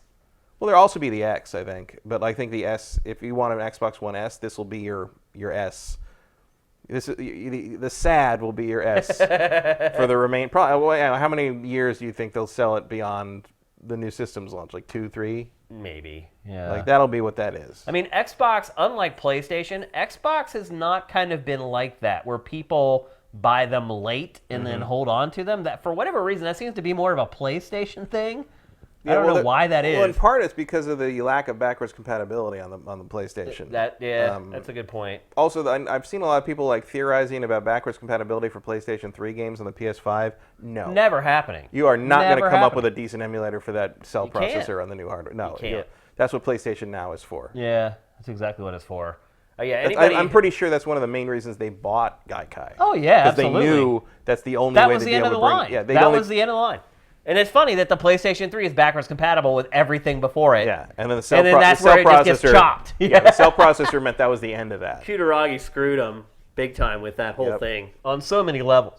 Like short term, actually mid to longer-ish term, it was good because as developers got better with that hardware, the game started to look better. And I would argue at the end of the life cycle, third-party games looked, at least on par, in a lot of cases, better on PlayStation 3. But it took agree with that at 4 years for them to get there. They never ran as well. They were able to milk everything out of the Xbox 360 almost immediately. Yeah, well, the exclusive stuff definitely looked really good, but multi-platform stuff never looked or ran as good as the 360 version. Yeah, it got a lot better towards the end. It got a lot better, but it still wasn't as good. Like they never hit parity. The bottom line is it just screwed Sony. Oh yeah. You'll never be able to make a PS3 again where everything's backwards compatible because of the PS3. I mean, one day there'll probably be, PlayStation 7 will probably be powerful enough to run that emulator. Because at that point, the cell processor, you can be able to put it on on your fingernail. Yeah, but somebody's going to have to write that still. Yeah. And with all the weird, kludgy, I can't count how many stories I've heard from developers about how they had to kludge some weird thing together to make the PlayStation 3 version of something work because the cell processor, how it didn't talk to the graphics processor and didn't talk to the sound. Everything was weird, so and then then you take that and you just stick that disc in for another system that's trying to run a software emulator on that, and it's never going to work, right? I know people want it. In large part, people want it because they want a way to play Demon's Souls on a modern console. Yeah. And I get that. Yeah. But the remaster is the hope on that, not PS3 backwards compatibility. Yeah, absolutely. Or I guess PlayStation Now, but I wouldn't want to play Demon's Souls with that much lag. Yep. Anyway. So this is coming out May 7th. Yeah. I'm guessing that by May 30th, we'll never talk about this again. Probably. I don't know. It just, you start thinking about all the R&D and the manufacturing costs to manufacture. I would just put a 1 terabyte hard drive in the S. I would think about it and keep the price the same. I would think about it again because if I run into Major Nelson at E3, this is what I'm going to ask him. Well, who is this for? Why? Yeah. What is the plan here with this thing? And maybe they'll tell us at E3. Maybe they'll be like, you wondered why we put out that goofy disc-free console? Well, now you know why, because this is the direction we're going. Probably something like that. Yeah. But then why isn't there an X version? Or will there be an X version coming? Maybe they show that at E3. Maybe so. That's actually a good point. That might happen. Yeah. Huh. Weird times. It is weird times. I like it, though. Everything's unpredictable. You just don't know what's going to happen anymore. It used to be everything just worked like clockwork. Every 5 years, you get a new console. It was a pattern that we followed for so long, and all those patterns just seem to be getting blown to smithereens right now, and I love it. Yeah. Well, you're going to have both of them. Both the big console manufacturers trying to reinvent how generation transitions happen. Yeah, well, they're trying to figure it out. Well, and more rumors saying that the new Xbox is even more powerful than that PlayStation 5. Oh, really? Oh, yeah. Multiple places saying that their whole thing is to blow the doors off that thing. So God knows what we're going to be walking into spec-wise. God knows what we're going to pay as well.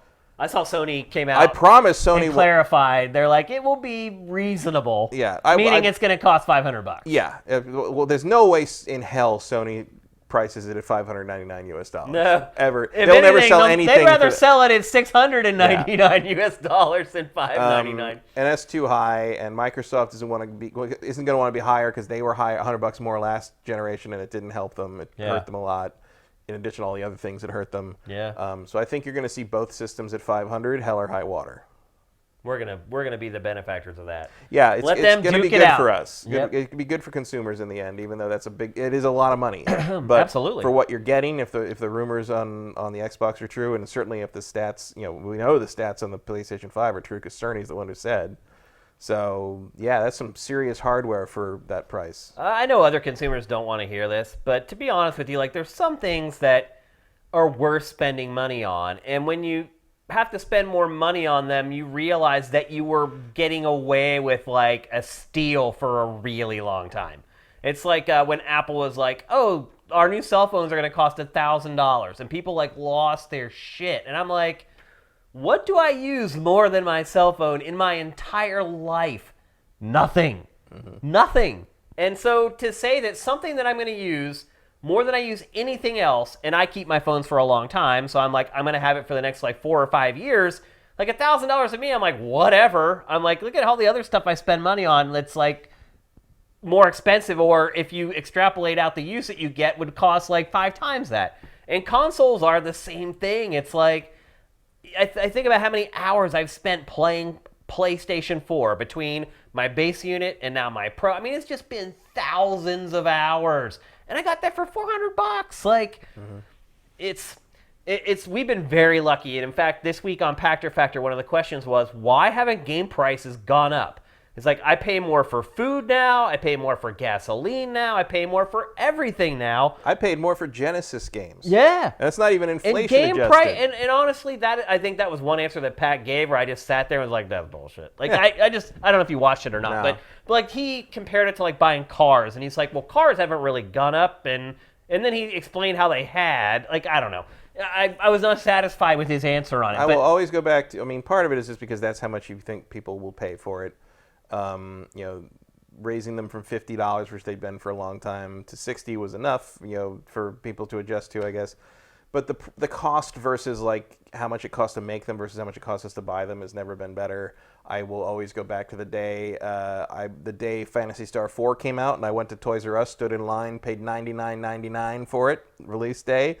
For that damn, great game. Never looked back. But like you inflation adjust that thing. That was $180 in 2019 money. But that's the thing, is that like this entire industry For 16-bit has RPG. never adjusted for inflation. Right. Like, we've been robbing these people. Nobody wants to admit it because everybody wants to get everything as cheaply as possible. But the truth is, we've been robbing Nintendo and Sony and these game publishers for years. Like, That's why all the microtransaction stuff has been happening. I know. Because they're make up that difference. You're absolutely right. And I don't think people get that. They're like, I want my console cheaper. Well, if you want your console to be cheaper, then I want to hear you bitching about DLC and microtransactions for cosmetics. Like, if you're willing to pay more for a game, they wouldn't be there. So, and I don't know who's at fault. I don't know if it's the players at fault because they'll push back if they try to charge more. If you remember when they bumped it up to $60, there really wasn't much of a pushback.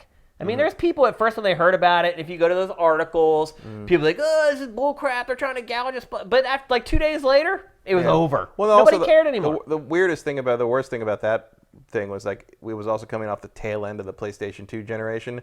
And like moving into the Xbox 360, I suddenly realized like, God, I don't remember the last time I paid more than like $20 for a video game. Because like that was that like year-long period in like 2004, 2005, where just the prices just were down on all Dreamcast and PlayStation 2 and original. Yeah. Like everything They're just all like dropped. $20 to $30. And I remember Jason Chung and I would trawl all across LA's. Our friend from Tech TV. Yeah, all over the place. We'd go all over the place from and G4. Various DVD shops or like game store, whatever, and like we just pick up like super bushels, cheap, brand new, like in the shrink wrap, like brand new Dreamcast, PS2 games for nothing. Yeah, I went to a Circuit City sale like at the end of that era, and literally every game was like $14.99, and it was all of them, and they had like 30 copies of like each one.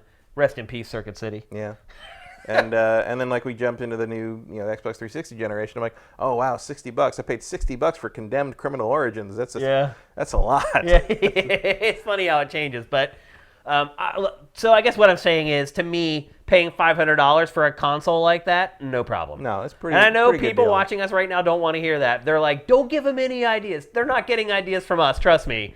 But if these consoles have the specs that they're saying and they're $500, I will gladly pay it. Yeah, I paid $599 for the PS3, so Although the flip side is, you always have to be aware when you're buying in that early, you are the beta tester. Yeah. There's going to be problems and issues, and you're going to get a smaller hard drive than everybody else. God knows what the Red Ring of Death equivalent for this coming generation will be. And that is the thing, too, is that as the price goes up, so do the expectations. Yeah. Like, tolerance for stuff like that goes way down real quick, so you better have your ducks in a row. Can't wait for all the tests of the audio monitors. Like right. How loud are the fans and all this, yeah. And is it really, like, Dolby Atmos and, like, all that crap? It'll be crazy, but it'll be exciting. And I'm already getting excited for these consoles, and it looks like they're still, like, a year and a half away. So, Oh, yeah. At least. The good news is we got plenty of good games to play until then. Although maybe The Last of Us 2 isn't.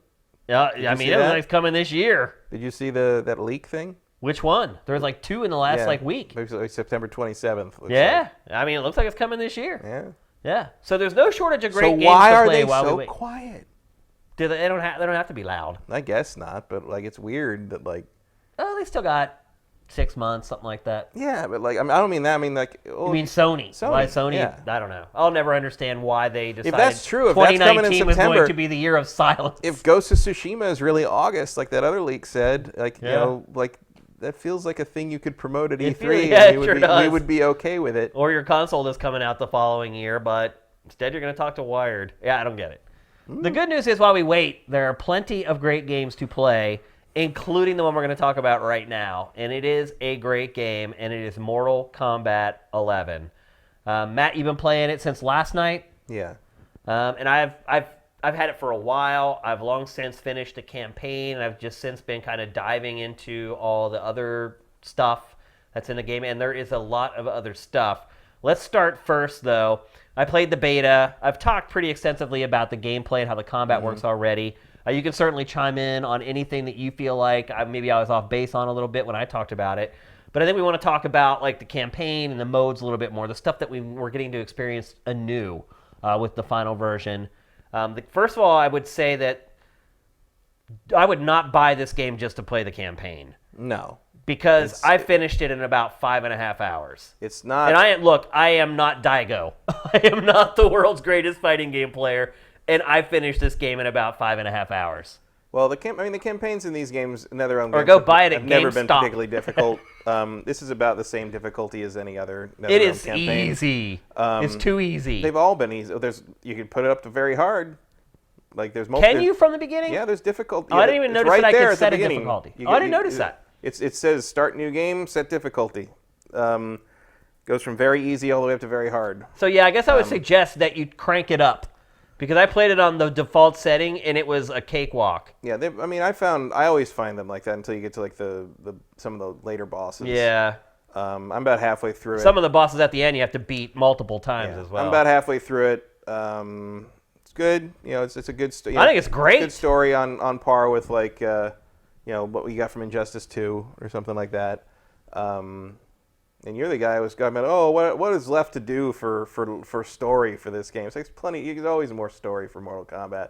You can go crazy with this stuff. Well, I don't know that I would necessarily say the story itself is great. The way it's told is great. Yeah, well, it's similar like Injustice. Like NetherRealm has a formula now for these campaigns, and it's divided up into 12 chapters. Yep. And each chapter focuses on a different character. You play for 4 matches. Yep. That arise organically out of the scenes that are happening in the story. And each chapter lasts about 20 to 30 minutes. Yeah. Sometimes you have 2 characters and you pick which one you want to play as. Yeah. Injustice 2 introduced that, and then you have to go back and play the other character to unlock all the stuff that you unlock through that. High quality CG. Really good voice acting. Except Ronda Rousey's terrible as Sonya. She's noticeably worse than all the other actors in the game. To the point that she's terrible. I'd forgotten that she was voicing Sonya. And why did they give her literally one of the leading characters in the game? Well, because she's popular. But like early on, like when there's stuff when scenes were happening, when they're planning with her, talking to her, there'd be moments where she'd start talking like, why is that so different from? And I realized it's Ronda Rousey. She's not a professional voice actor, and it really, really, really shows. Yeah. Hey Sam, put on the new B-roll Because we're talking about the campaign, and that's what all that B-roll is for. And yeah. But in general, this story's pretty good. It's great. I think it's great for the first. Right, you're right at the point where it starts to go off the rails a little bit. I mean, I don't know about great. I mean, I guess great in terms of like fighting game story campaign. If you're, I'm talking about the cinematography, the fight choreography. Yeah, it's good. I mean, and the story's passable for the most part. It's what you've come to expect from NetherRealm. I mean, it's just they've got their formula down for this stuff, and that's what it's going to be, and that's great. But it does feel like it's going faster than previously, because Injustice 2 seemed like it went on and on and on. That was like a really long, like kind of epic tale. And when I quit for the night last night, I was a little surprised to see that I was like over halfway. Oh yeah, it's not long. Like again, I beat it in like 5.5 hours. And let's share what the plot is. First of all, the B-roll that you're seeing is just from the first it's the very beginning. It's like the first 30 minutes of the game. So don't worry about any spoilers or anything like that. There is way more that comes after this. And also, even stuff that you're seeing that you maybe think if you've seen the trailers, you already know. You know more than what you're going to see from this B-roll. Absolutely. How do we sum up the plot? So, they do a good job of like bringing you up to speed with what happened in the last game. A little bit. I mean, I don't remember too much about the last game, but it picks up kind of right where the last one left off. Jax has been harmed. He had to step down from. He was a corporal, I believe, in the what are they called? The Outworlds. It was the Special Forces. Yeah, the Special Forces that's run by Sonya Blade, basically. Yeah. Because of what happened in the last game, he's no longer a part of the Force, and so Cassie is promoted into his position after she whoops Sonya's butt. That's how you basically get the position is you get appointed and you have to beat Sonya or the leader of the group to become the corporal. And so that's what she does. She becomes the new corporal. And then it kind of picks up at the end because Raiden, you're seeing this is the very beginning right here. Raiden and Shinnok. This scene right here, basically Raiden thinks he's killing Shinnok. No, he doesn't. He knows he's not killing him, but he says his fate's worse than death. Right. So he cuts his head off because the head can't die. And so Shinnok spends the rest of the scene sort of like unable to talk because he has no throat. Yeah. Right.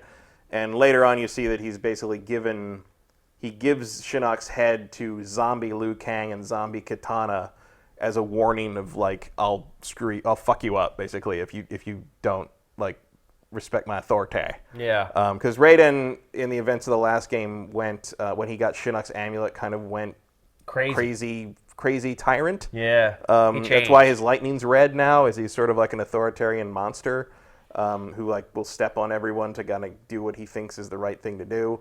And that's why he does this stuff with Shinnok, and then through that he learns that like Liu Kang and Kitana are massing an army in Outworld at Shinnok's Cathedral in the underworld of Outworld. It's a lot of world. There's another. It's like it's hard to keep track of the dimensions in this game, and it gets even more so as the game goes on. So he goes to Earth and tells Sonya that that's happening, and we got to go stop him. We got to get your team to basically go. We got to go in and blow up the cathedral, and I'll go distract the billions of monsters that they have as their army, and you guys go in and blow the thing up. Yep. And they do, losing Sonya in the process. And that's a spoiler. Yeah, but it doesn't matter because it's all time travel shit. Yeah. So after well, we were gonna get to that, but after that. You're leaving out Chronica. Chronica. Who's the real bad guy of the game? From a certain point of view. You'll see. And she is the bad guy of the game. And she comes in and she makes a deal with all the Outland people and stops time, and time merges in on itself, and so she can control time. So all the old versions, the younger versions of all the characters from the first Mortal Kombats show up in addition to the current ones. And so you've got like Raiden before he went corrupt, and it's sort of like, oh wow, I'm gonna be a bad guy. I don't want to be that. Maybe we shouldn't fix it. So there's a lot of like interaction with the younger and older versions of the characters, which is actually a lot of fun. Well, what happens though is that Chronica wants to get rid of Raiden. Right, because Raiden is the guardian. Right, and he's the badass. He's the leader of the other group. She wants to get rid of him, so she basically rolls back time and wants to erase him from time. That is the overarching plot of the game. That's what drives the whole thing forward, essentially. And is it Raiden that's immune to the time shift, though? No, he's just a singularity, so there can only be one of him. Right. So his current present day jerky version of himself vanishes when the old Mortal Kombat 1 and 2 era one comes through the time stream. And everybody else gets duplicated. So, like, there's like a young Johnny Cage and an old Johnny Cage. Like, every character ends up meeting, like, the younger version of them. And, like, Liu Kang and Kung Lao aren't thrilled to learn that they become zombie monsters. Right. And because they all end up finding out what they become. Yeah. And Shao Kahn finds out that he got He's killed. dead. And I mean, a lot of them are dead. Yeah, a lot of them have been killed. And they're like, wait, you're already dead. And they're like, what? How did I die? And they tell them how they die. And they're like, oh, that's terrible. I don't want to die. Like it's the other interesting thing crazy. about Shao Kahn is I don't know if I've ever seen them portray him quite so much like a Shokan before. Yeah. Where like he always kind of looked like just a dude in armor. Right. And in this, he's clearly the same race as like Goro and Kintaro. Yep. Except he just doesn't have 4 arms, but Right. he's got like the stripes and the nose and all that, and the eyes and everything. I thought that was interesting. I don't know, maybe he's always been like that. I just never paid attention before, but this is the first time I ever noticed that. And that's kind of the subplot too, is that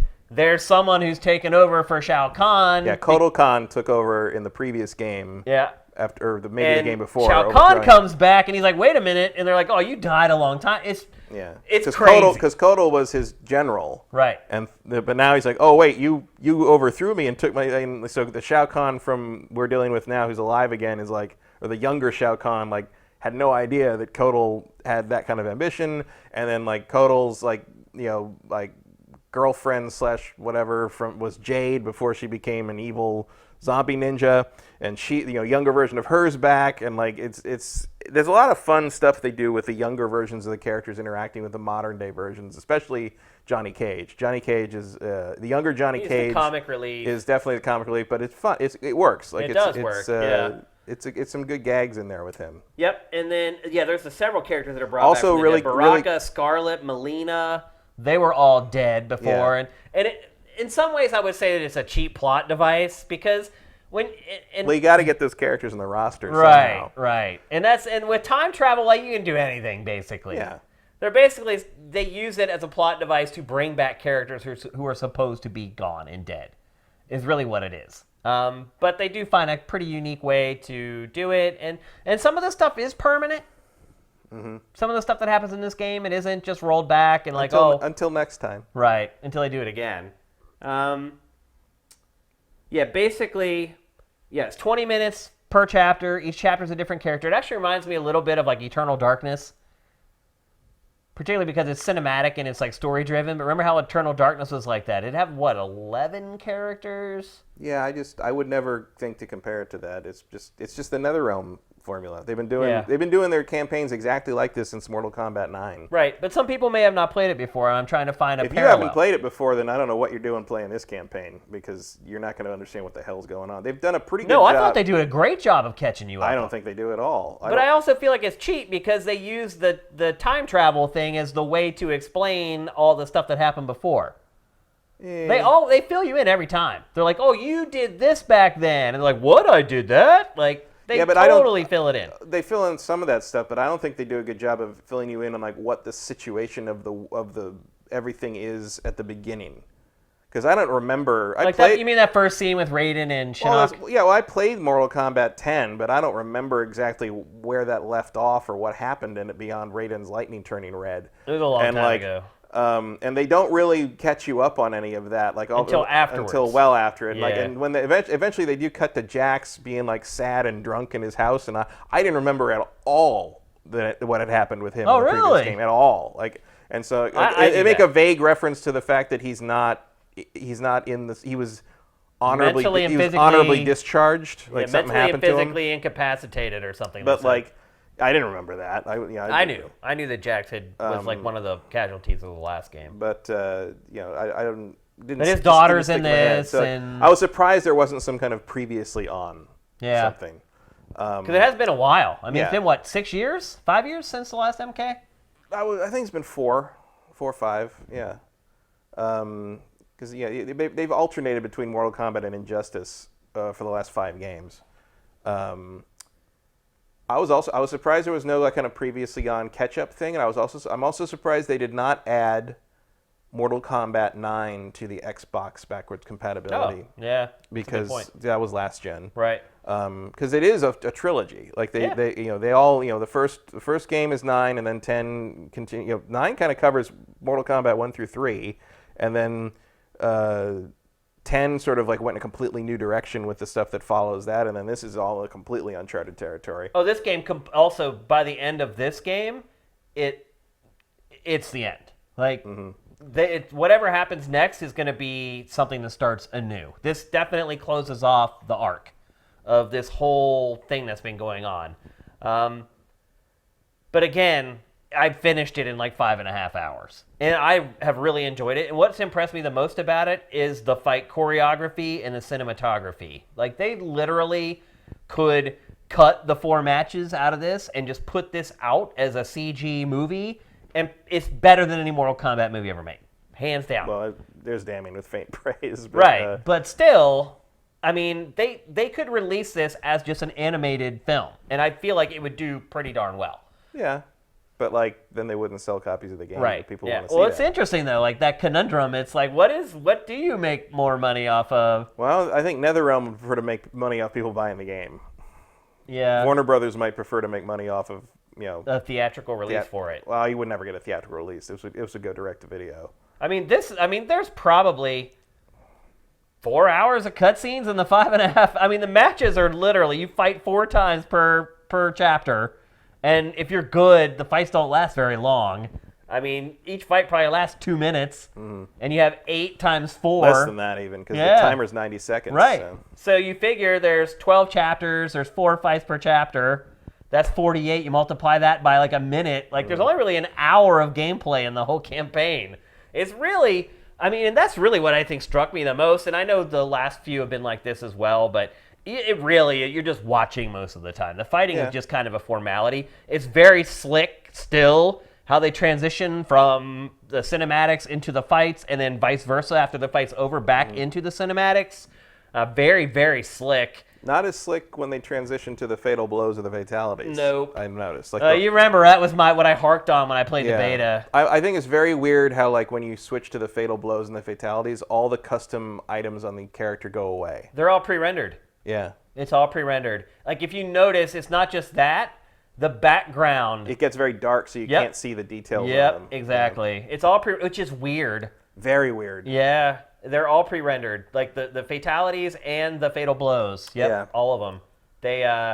It's weird that they did that, but it's also pretty impressive how quickly it finds that video file and plays it, like, off the disc. It's got everything ready to go, but, like, it's just weird in a game with so much customization that, like, when you hit the fatality or whatever, all of a sudden, like Sub-Zero and Scorpion aren't wearing their masks anymore. Yeah. Like, because the mask is customizable, so they it's just like a random dude. Yeah, no, it's weird. Very weird. It's definitely strange the way that they decided to do it.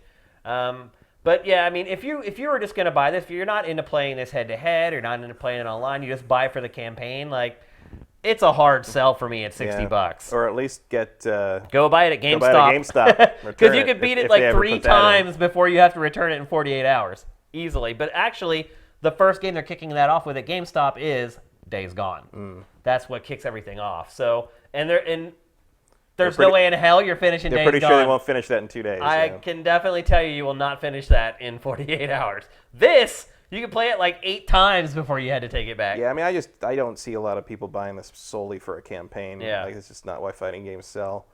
I do think it's good. The fighting's good. It's very complex. The tutorial is one of the most detailed tutorials of just how to, like, fighting game concepts. Like, they explain, frame disadvantage and frame advantage and startup and all that. I mean, it gets into some terminology that, like, you maybe, like, would need an explanation of. You didn't know, but probably should. But it's also very important for, like, even if it's something that's like, oh, that's why I do that in a fighting game, because that's a mechanic and now I have a word for it, kind of thing. Sort of like it's a good primer. You want to know what my favorite feature is, though, of the entire game as far as the fighting is concerned? The ability to go into the moves list and select moves that are up on the screen while you play. So you can go into the moves list and you can just flag whatever moves you want to display on the screen while you fight. And so what I would end up doing is because you play a different character every chapter, I would put up the moves that I wanted to do on the screen. And once I learned them, I'd take them down. But and if you're playing in the other modes where you can use fatalities and things like that, to have that fatality thing right up on the screen when you're trying to do a fatality, it's great. It even shows you the distance that you need for your fatalities. They'll say mid, short, or long. Yeah, they had those on the last one, I think. I never even noticed it.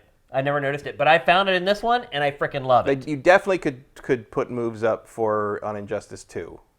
I haven't played 10 in so long, I don't remember, but I know Injustice 2 let you do that. Maybe the way the UI works in this, I just noticed it this time. That could be. But I have been using it, and I love it. I think it's great, and you're right, the tutorial is awesome.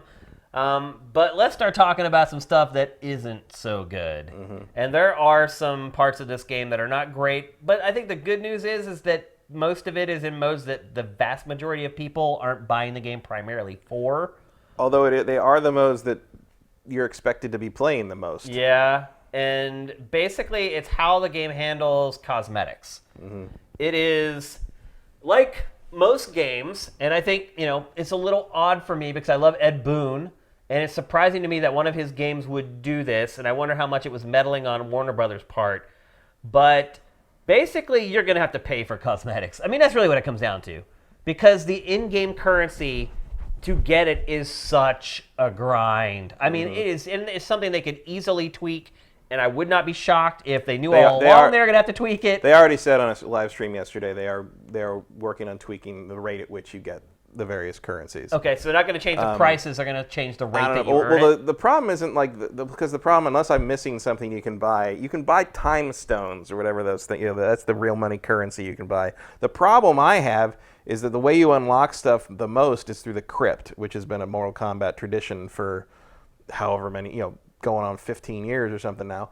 And I think the crypt in this is really cool. It's a full recreation of Shang Tsung's island from the first Mortal Kombat. All the the classic stages are in there in full 3D. You'll find all the locations. Oh, we should mention the stages in this game are freaking awesome. They're pretty cool. They're really freaking cool. There's all kinds of weird stuff going on in the backgrounds that I don't notice the first 10 times I play a stage. I miss the stage transitions from Injustice. Yeah, I guess. I know that. On one hand, I guess it's not really what they're about. This is, but on the other hand, these guys can survive these fatal blows. They can survive being knocked off a cliff once in a while.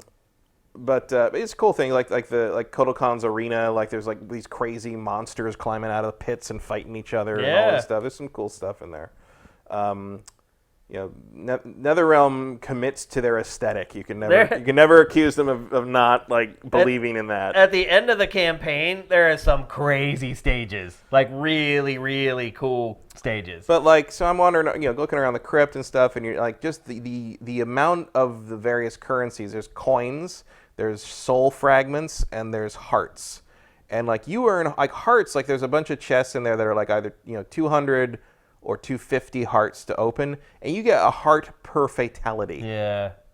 It's too slow. And as far as I know, there's no way to transfer the real money currency into hearts or whatever. I don't think that's a thing or if there is, I haven't found it yet. Oh, it will be there. I guarantee if it's not there now, it will be. I mean, because the thing you're supposed to use the paid currency for is they sell individual upgrade aesthetic things on the store. Right. So okay, instead of going through the crypt and hoping the random number god gives you the thing you want, it goes up, it rotates around on the store, and you I'll just buy it with the real money currency.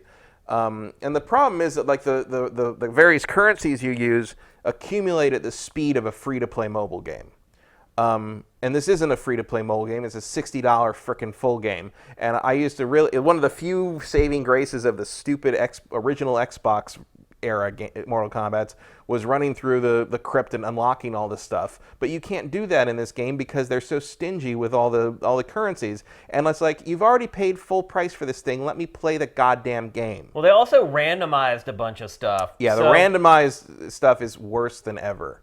So you won't even be able to use a guide to get through this stuff anymore because there's no order for it anymore. With the last game, you could kind of skirt around some of this stuff because you could just use a guide and it would tell you exactly how to do it. I believe the heart chests have set set contents, but like you'll see like Chronica spheres on the wall in the crypt that like you can reset all the normal chests again, and then open them all pay coins again to open them all, and hope you get better. Hope the roulette's better this time. Yeah. Like that's what they want you to do, is just continually, throw yourself at the mercy of the random number generator and hope that you get the thing you want. There is in the towers section, and that's a whole other thing. But you can pay or do a thing where you can open a tower for a specific character, so that tower will only give you stuff for the character you want to focus on. Right, which is nice. Which is fine. Because when you talk about fighting games, people find a main. But the tower thing is a whole other can of worms. Because it's almost exactly like the multiverse thing on Injustice 2, where you had it was all online. They changed out things like either on a weekly or sometimes a daily or sometimes an hourly basis. New planets would come up and you'd play those. So these are all towers, like the old towers in the arcade games. Yep. But they use all these modifiers. So like sometimes there'll be missiles firing at you that drain your life and give your health to the opponent. Or sometimes the opponent will be magnetized and pull you in, and so you can't really control the distance between yourself and your opponent. Sometimes they'll be like you have to do extra damage, whatever. And they just pile these modifiers on and on and on. And what you have these things called consumables, obviously spelled with a K, that you pick up. You pick up in the crypt, or you pick up in the tower mode, or you can use your real money currency to buy. And these consumables tend to be designed specifically to counteract the modifiers that are ruining your frickin' game. And there are points at which, if you are not using these consumables, you are not going to win that match. Oh yeah. There's some fights in it that you just aren't going to win. No. It's so cheap. I cannot believe and that was not in Injustice 2. I know. I mean, there were modifiers, but they never made it impossible to do. And I'm shocked that Ed Boon had allowed this in the game. I mean, it is that bad. If you are interested in playing these modes, these are huge barriers to enjoying them. If you're going to put, if you're going to do that, if you're going to put stuff like that in and make that part of how the game functions, you need to drop the price. Yeah, for sure. Because you're recouping so much money on this crap. The more free to play mobile ideas you put into your game, the less cheaper the game should be able to charge for. Yeah. It. So the problem here is that while I do think it's a really good fighting game, I really as a Mortal Kombat game, like one-on-one playing fights online or with locally or whatever. The combat system, how it all works, all the various things, the flawless blocks, all the new things they've added, it's all great. It's an in-depth fighting game that I've enjoyed playing. It's tactical, but I don't feel like I can tell someone to spend $60 on it. It's hard because it's so infested with all this and even if you don't, it's not a thing where it's even if you don't want to spend money and don't want to play it, it makes it not fun because it's such a slow drip feed that I feel like I'm not getting anything out of it, even if I'm playing for a long time. And they didn't balance that right. And maybe this whatever thing they talked about yesterday, maybe that will fix some of it, but I doubt it will go all the way to fixing it. It's very noticeable and it's very interfering into the flow of and the fun of the game. And I agree with you. I'm very disappointed that something Ed Boon made has this in it, because they so far have resisted that idea. Even in Injustice 2, which did have time skip real money options, but it didn't ruin the game for someone who was trying to just play it normally. And I think this game, in terms of the towers of time or whatever they're called, that was a real longevity booster for Injustice 2, was having that mode. And that mode is not this on this. It's just frustrating and annoying. The other thing, too, is that some of it's not just cosmetics. Some of the variants for the characters change how the characters play. Yeah. They get a different weapon. Instead of using a chain, they'll use a freaking pole. It's not just I really want that purple gi and I'll pay $2. It's not that. There's more to it than that. There are color swaps and things like that, but the DLC or the cosmetics in this game go beyond just color swaps and palette swaps. So it's dicey, man. I would argue the total package is probably still worth $60. I would not buy it just for the campaign if that's all you're interested in playing. That makes it a red box special to me. Mm-hmm. If you're really gonna play hardcore online, just competitive, it's worth the money. yeah, it's worth the money. But if you want it, if you think it's going to be a total package of like all this content to do the way Injustice 2 was, I think Mortal Kombat's microtransaction and annoy you with how slow progress is until you break down and give us money. I think that element is so prevalent that bad. It's not the same thing as Injustice 2, where like Injustice 2 felt like it had all this stuff to do, and like if you wanted to spend money to jump ahead, you could, but you never felt like pressured into it. And I think Mortal Kombat pressures you to do that constantly. I agree 1,000%. And I think that's shitty. It is. It absolutely. That's why I can't believe Ed Boon's game. Like, the only thing I can figure is that Warner Brothers finally just beat him into submission and was like, "Look, you want to keep making these games? This is what we're gonna do." I guess, even though they sell 10 million freaking copies, it's mind-boggling. It's the best-selling fighting game going right now. It is. I mean, it's the best-selling fighting franchise. I mean, period. not even that. I mean, also Injustice. Injustice sells great too. Like it NetherRealm is gold. NetherRealm's money in the bank every single time they make one of these. The only thing that can screw it up is Warner Brothers. Warner Brothers. That's the sad truth. Just like they did with Shadow of War. Yeah. Yep. And Shadow of War was a similar thing. It wasn't as blatant, but there was that element once you got into that last act of the game where you're like, I am not getting anywhere. Yeah. Like that, it was that feeling of just like, yeah, you're just on this treadmill and it's really obvious and nothing. You're not feeling rewarded. You're not feeling like you're making any headway, and like they're just dangling that real money carrot on that stick in front of you. And like I never went for it in Shadow of War. I just stopped playing it. Yeah. But this one, I mean, at least Shadow of War waited until Act 4 to do that to you, and on this game, it's right there. Yeah. As soon as you open up the crypt, you're like, oh, I get what you're after. Like when I was like, I'd been playing the crypt for like an hour, and I had like 200 soul fragments, and finally I found the item I need to open the chest open the things that use soul fragments to be opened. And I was expecting that because of how rare the soul fragments I was, every time you open a new area, you get like 10 soul fragments. I was expecting it to be like, oh, it'll be like 10 soul fragments. No, it's 100. Yeah. It's 100 soul fragments to open these chests, and there's dozens of them. I know. And I'm like, where am I supposed to get that much? And I did find more in certain chests, but you're again at the mercy of the random number generator. It's all crunching underneath the hood, and let me tell you, that algorithm is designed to pull money out of your wallet, guaranteed. And it just constantly feels dirty and manipulative. And it's a shame. It is a shame. If you rebalance this, all you need to do is rebalance how fast you get that currency and how it all works in that regard, and it would feel like and you can leave it for like people who want to jump ahead or pay extra money for whatever. That's fine. But like I feel like they've tilted it too far away from giving a decent experience to someone who doesn't want to spend money. Pay. Yeah. But the thing is, I did spend money. I know. I spent $60 fucking dollars. Yeah. I don't run into games very often where I feel like they cross that line so hard. Well, I mean, how often do we talk about it on the show? Like, hardly ever. Not too much. Usually the balance is better. Because they figured it out by now. And like they completely blew it on this one. It's that bad. It really is. If you don't like that kind of thing in your games, don't go anywhere near this one. I would also guess that they're going to do a huge about face on this in the next 7 days. They have to. Because what's going to happen... It's ruining my fun. I was actually surprised that more reviews didn't make a bigger deal out of it than they did. Same. But I have a feeling that once it gets into the hands of players today, tomorrow, Wednesday, by the time you get to the weekend... People are going to be pissed. Yeah, like I'm already having trouble on the towers thing. I'm already having trouble progressing without it.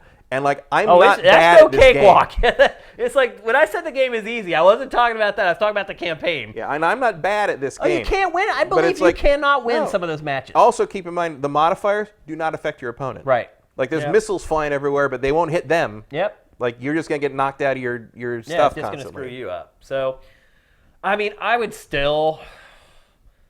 After talking with you about it, it's making me second guess it. But I think it's still worth $60. I do have faith in Ed Boon, and I do think that he knows that this is wrong, and I do think that maybe he was waiting for the fan feedback to be able to like really make his point. That could be, but I can't recommend it if you're gonna do anything with it other than just play versus.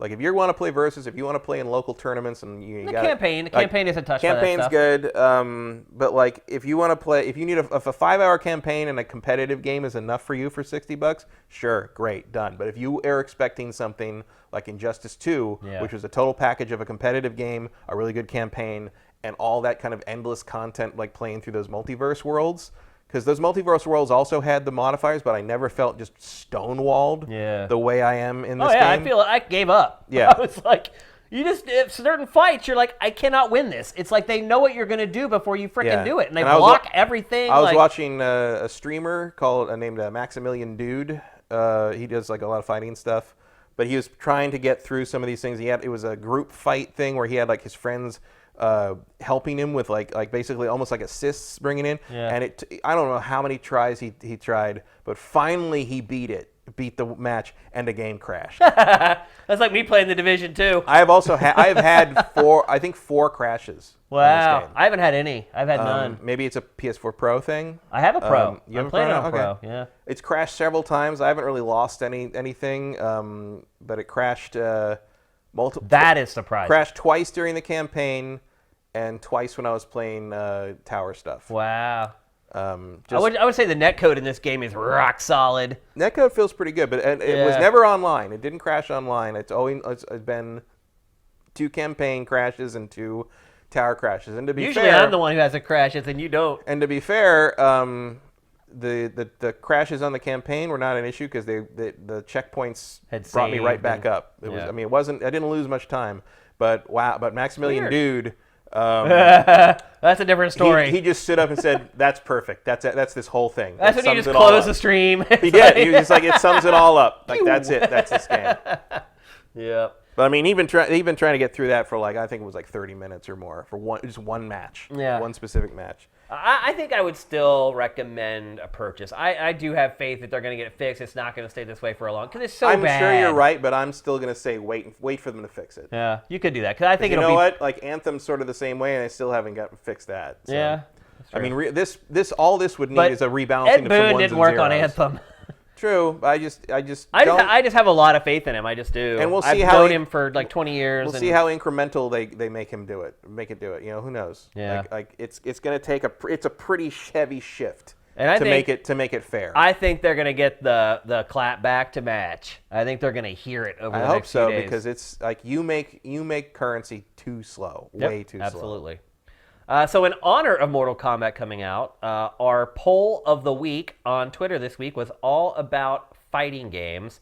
And if you guys are not following us on Twitter, please do. We're at Sifted Games, and we're doing a poll every week on our Twitter page, and then we're going to bring it up on GameFace. And this week's was, what is the best fighting game franchise? So the reason we phrased the question this way is because I knew that Mortal Kombat and Injustice are the best-selling fighting game franchises. So I was interested to see if, even though everyone's buying them, do they actually think that they're the best games? So bring up the poll, Sam.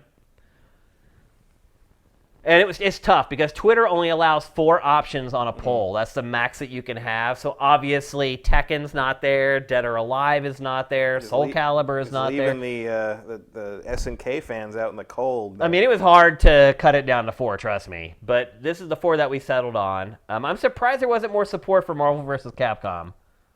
Because it kind of is. A lot of the people that love the Marvel vs. Capcom stuff are going to default to Street Fighter as their favorite. But this poll is really interesting because Mortal Kombat is the best-selling fighting franchise, and it is 3rd as far as what the quality and whether people think it's the best fighting franchise. I mean, Smash Brothers, for being a platform exclusive, did pretty darn well in that poll. Yeah. I was pretty surprised by that. Street Fighter, though, reigns supreme. I would guess Smash Brothers Ultimate is going to sell more than Mortal Kombat 11. It'll be close. It'll be really close. Smash Brothers has not traditionally sold that much, but it looks like Ultimate is on track. This one absolutely is. And people obviously love it. It got 29%, and Street Fighter just ekes it out with 32%. But I think ultimately our Twitter followers got it right. I think Street Fighter is the best fighting franchise. I agree with that. But I mean, Mortal Kombat sells the most in part because it appeals to people who don't normally play fighting games and answer polls about them on Twitter. Definitely sells more to people who do not follow us on Twitter or have never heard of Sifted in their entire lives. And honestly, I'm okay with that. I like the audience that we attract on Sifted. We have the hardest of the hardcore. If you're not hardcore, you don't stick around on Sifted. Yeah, if you're not hardcore, you don't watch GameFace. I'll guarantee you that. That's for sure. Well, if you're not hardcore, you aren't watching a 3-hour show. For sure. Two Yeah. 40-plus dudes babble about nonsense about video games for 3 hours. Yeah, that's a hardcore activity. Absolutely. And Hopefully I like you're it that doing way. something else while you're listening to us, too. Yeah. You got to multitask in I'll fully 2019. admit I listen to our podcast afterwards. Like, Really? Oh, yeah. Tomorrow while I'm working, I will listen to our podcast. I don't. I don't. Also because I don't like my voice. Ah. But I'm kind of used to it now because if you do enough VO, you get used to it. Yeah. But it's like I don't need to hear what I think. I know what I think. I mean, I listen to it for critical reasons, like how's the audio, like what Right. part of the discussion did I drive the wrong direction? How could I do it different next time? And honestly, I just think our podcast is good. Like I like listening to it. So yeah. Yeah, everything I do is correct. So. There you go. No, I get it right the first time every time. I don't need to see it again. I like to put on if I'm not playing a game with the sound on, which sometimes I'm not if I'm like cleaning up open world stuff on something. Yeah. I'll put on like history podcast or something and just like Assassin's Creed is good for that. Yeah.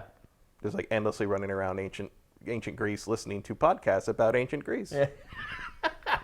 That's what all the cool people do on Friday night, right? Right? All right, that's going to do it for the show. It's time for our trailer of the week. I would have loved to have made it an MK trailer because obviously that's the big release this week. But there's this other little fighting game that had a huge update this week, and that's Super Smash Bros. Ultimate. I'm sure people are pissed off that we did not talk about the update on the show, but neither Matt nor I are huge Smash players. I haven't even checked it out, to be honest with you. Neither have I. But I wanted to make sure that we showed it some love on this episode because, one, people just need to know that the stuff is out there, and two, we want to make sure we have some Nintendo stuff in every episode. So, the trailer of the week this week is for Super Smash Bros. So otherwise, Ultimate. that Nintendo person who's assigned to us won't have to watch it. Yeah, and that's they bad. get the week off. Yeah.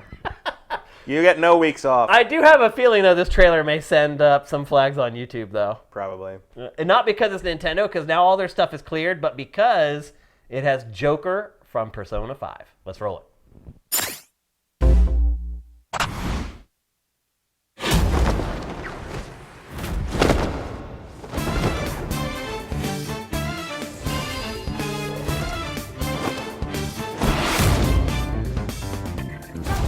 Joker, it's the moment you've been waiting for! So many legendary fighters! Awesome! Are you sure he can handle this? I mean, he's got a knife and a gun. I'm sure he'll be fine. I don't know. They look pretty tough. Harness the power of the heart to summon a persona. Unleash the rebellious spirit growing inside you! Persona!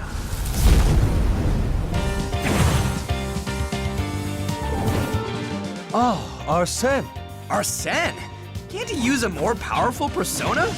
What are you talking about? Arsene is awesome! It's Joker's main persona. As long as you hold on to your rebellious spirit, Arsene will give your attacks an extra punch. Wow, he can use wings instead of his grappling hook. If Joker is attacked while Arsene is around, he can counterattack with Tetrakarn and Makarakarn. A counter that's also a reflect? Is that even allowed?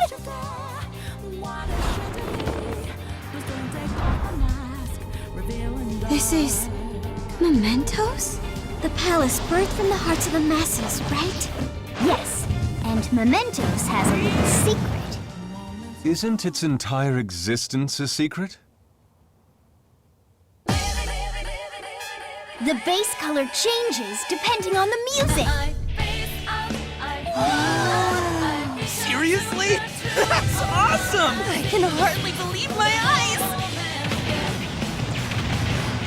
Now's our chance. Let's help him out. Witness the power of the Phantom Thieves! Go! Beat 'em up!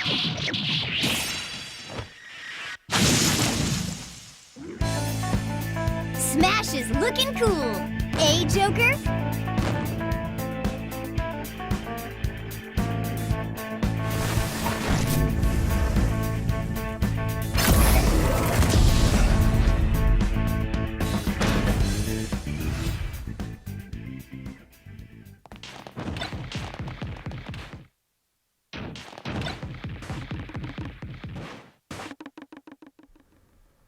So, Matt, a little strange that Persona 5 is not available on Nintendo hardware.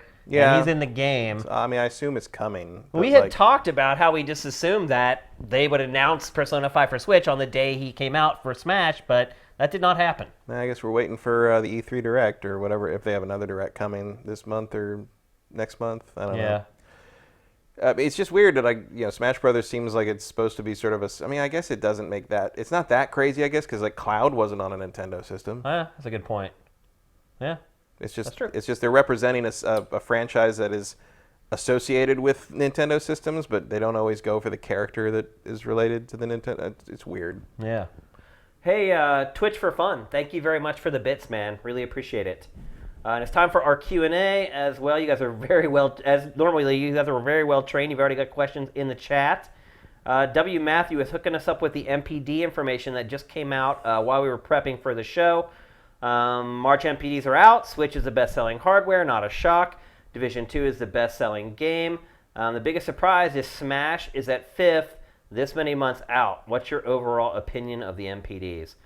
I don't think it's surprising that Smash is still at 5th. No, that seems about. Nintendo games hang on pretty long. But particularly Smash. I mean, people are still getting Switches. People got gift cards for Christmas. Then they got their Switch, and they're like getting games. Somebody's got to be the new Mario Kart 8. I mean, also last month was not a gigantic month for games. There were like 4 big ones, especially on Switch. Yeah. Like if you're buying a big game on Switch, it's Smash is still it, even all these months later. Yep. My thoughts, I mean, it's pretty much as expected. I think everyone assumed the Division 2 would be the best-selling game. Switch best hardware, maybe that's a little surprising. I don't know. They didn't have any new games coming out. Yeah, but the other hardware is so old now. Yeah. Like, you're still building your audience on Switch. Yeah. Whereas the other ones are just kind of like there. Yeah, you're definitely on the downslope with the other systems. The other systems are just making all the money off software now. Yeah. I mean, this is the golden age. This is where they make all the money off a generation. Although if I was thinking about buying a Switch, I'd probably be waiting to see what those new models look like. Oh, yeah? But then maybe if I'm waiting to buy a Switch, I don't know that those new models are coming Probably because I not. don't follow the industry that closely. Probably not. So. Probably not. Justin Horman.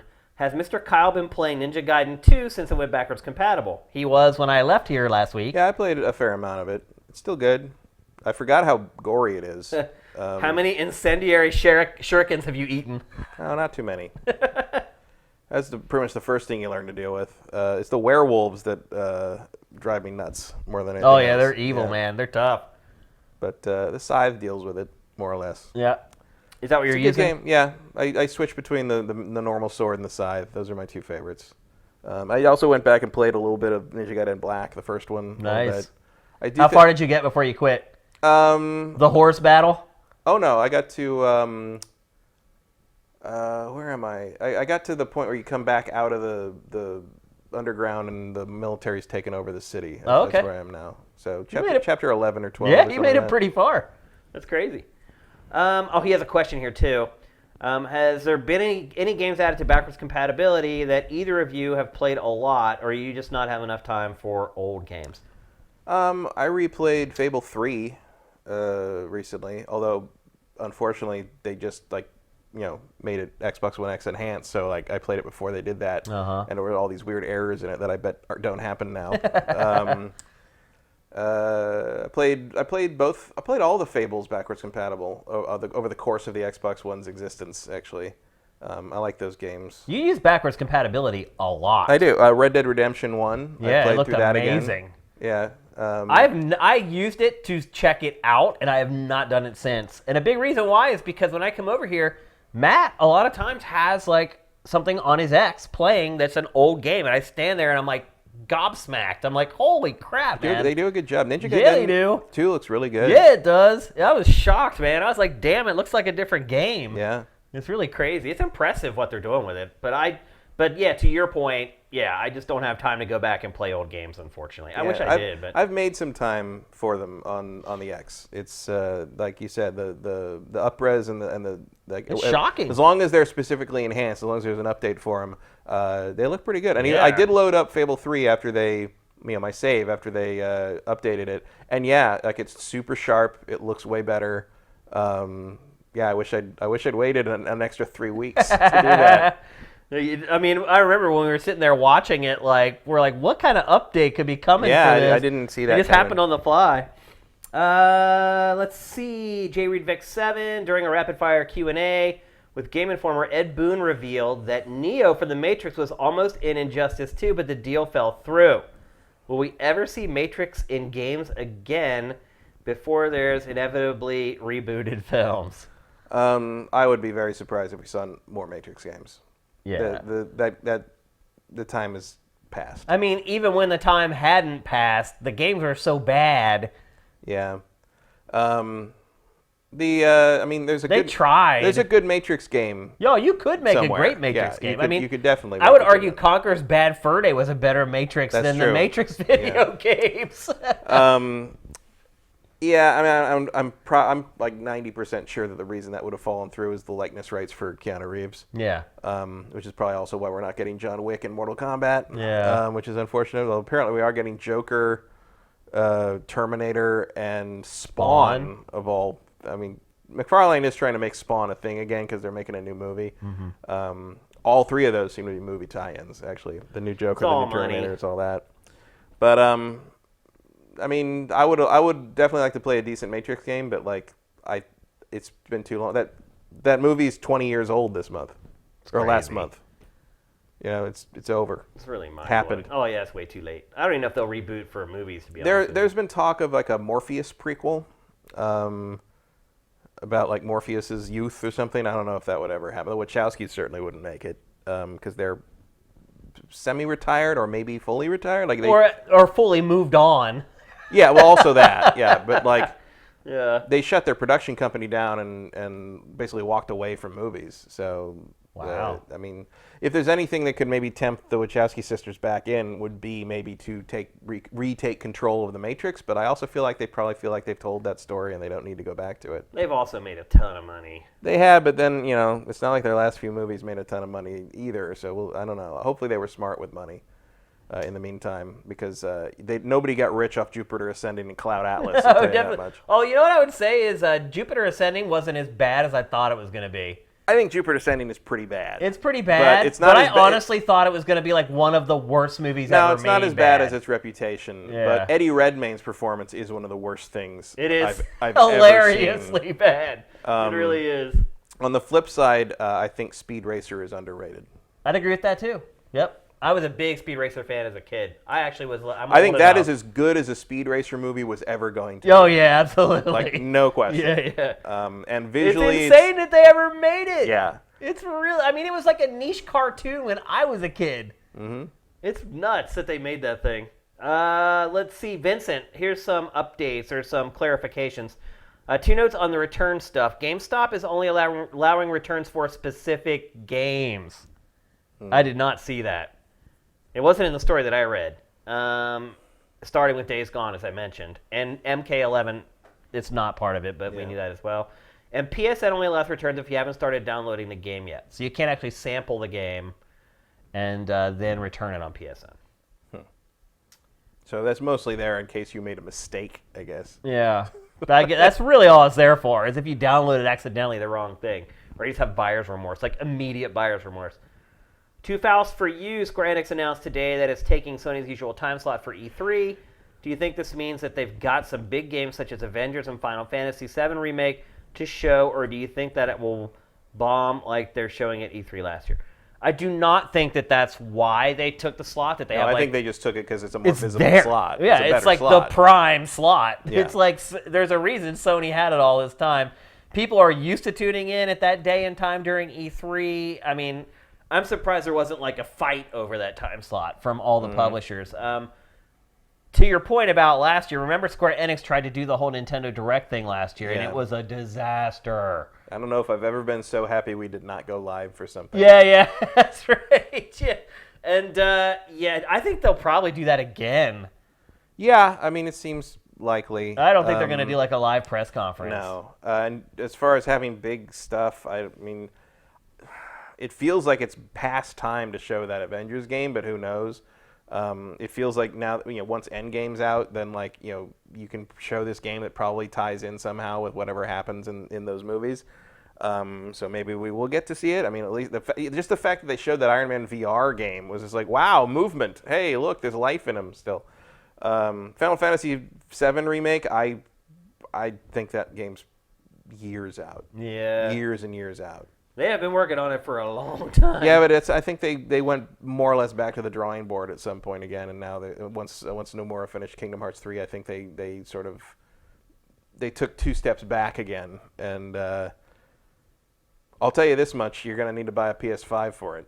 Yeah. I don't think it's going to be on modern systems. What actually flows perfectly into our next question from Majora Tom 91. You think the reason why Sony is being quiet this year is a lot of Sony's lineup is for PS5, and they're spending a lot of time on how to message trying to sell that to the public. Yeah, I mean, I think that's kind of been my theory for most of the time. Is like, these are their last 4 big releases on the PS4, and anything going forward, they are going to have to talk about the PS5, and they're not ready to do that yet. Yeah. You got Days Gone, you got Ghost of Tsushima, you have Death Stranding, and you have Last of Us 2. Those are your swan song first party titles for PS4 and Dreams, which everyone keeps forgetting about, but Including us. yeah, but it is available for early access right now. It is. $35, I think. Yeah, and so yeah, I think it probably is that. I think I said that back when they announced it. It's like anything else they can say about any of that stuff, which is going to require them to talk about PS5, and they are not willing to do that until later this year or next year. But then Mark Cerny talked about it, so now I don't know. It's a mystery. Commander Fett03, thank you for the bits. Joaquin Dragoon, thank you for the bits. Very generous, guys. Very awesome. Snub Barracuda, thank you for subscribing via Twitch Prime. J. Reed Vic 7, thank you for subscribing via Twitch Prime. If I missed anybody, I apologize. Vincent says Persona 5 RNS are being announced this week. So I guess we'll see that soon. See if we have any more questions. I think that's it. Joaquin Dragon, what do you think of Dragon's Dogma? Should I try it on Switch? Dragon's Dogma is great. I think if you have a PS4, you should try it on PS4. Yeah, although there's some cool stuff on the Switch version, in terms of like costumes and things you can do with the pawns. But no, Dragon's Dogma is fantastic, and you should play it on whatever you can play it on. Obviously, it's going to run a little better on the other platforms. A lot better. It also looks bad on Switch. Yeah. It was never much of a Mortal looker. Kombat looks pretty bad on Switch too. Yeah, it was never. I mean, Dragon's Dogma was never much of a looker to begin with. It wasn't. So yeah, the downgrade on that is disappointing. Mortal Kombat looks like a mobile game on Switch. Well, it plays like one, so here we go. Well, the monetization's like a mobile game. That's for sure. So yeah, I would say however you want to play Dragon's Dogma, play it, because it's very good. Oh, there was another question I saw about... Wolves hunt in packs, by the way, just so you know. They do. I saw someone ask a question about GameStop and Game Informer, but I want to make sure I give them credit for their question. I can't find it now. Someone asked a question. It was, if GameStop goes out of business, what happens to Game Informer? So you start answering that while I look for the person so we can give them credit. Yeah, I definitely saw that. I would guess Game Informer goes away unless somebody swoops in and buys it. But I can't imagine who would want to do that. Killzone 310 said that. I think it dies. Yeah. I guess someone could buy it, but I don't know who would want to do that. And didn't, if I remember correctly, I don't think it was that long ago, Game Informer in other countries, weren't they shut down everything but U.S.? I don't know. I thought it was. I think there's already been kind of a step towards that. But yeah, if you're wondering why there's one video game magazine left still standing after all this time, that's why. It gets subsidized by GameStop. And in all honesty, GameStop should have probably stopped that deal a long frickin' time ago. Maybe it thinks that somehow it's making it money. Really all it's doing is just keeping Game Informer afloat. Yeah, well, I'm okay with that because I know several people who work at Game Informer. Well, yeah, of course. But, yeah. I mean, from a business standpoint, I don't really know what they're after with it, but Yeah. it's just sort of inertia at this point, I guess. But yeah, I would say if GameStop goes away, which I don't think is going to happen for years still, I think probably the earliest, like 3 years from now. Yeah. And then when that happens, I think Game Informer will go away. Yeah, unless It'll live on probably as a website, like it'll stay online, but it will stop producing the Dead Tree Media version. Yeah, or I mean, I don't know what happens with that. I mean, who knows? It'll be a long, slow collapse over the Slow course of motion several train years. crash, yeah, train wreck. All right, that's it for GameFace 165. I had fun today. I hope you guys did too. Hope you're having a great early part of your week and you're having a great Tuesday night with us. If you're watching us on YouTube, please do us a favor and please subscribe via Twitch Prime. If you have Amazon Prime, just connect your accounts. Everything's down below. It takes a minute the first time, and after you do it the first time, it literally takes 5 seconds. You give us $2.50, and it costs you nothing. I can't understand why you wouldn't do it if you're enjoying the show or you're enjoying Pachter Factor. So please do it. We'd really appreciate it. And you're getting the show for free, so why not? So with that, GameFace is up and out.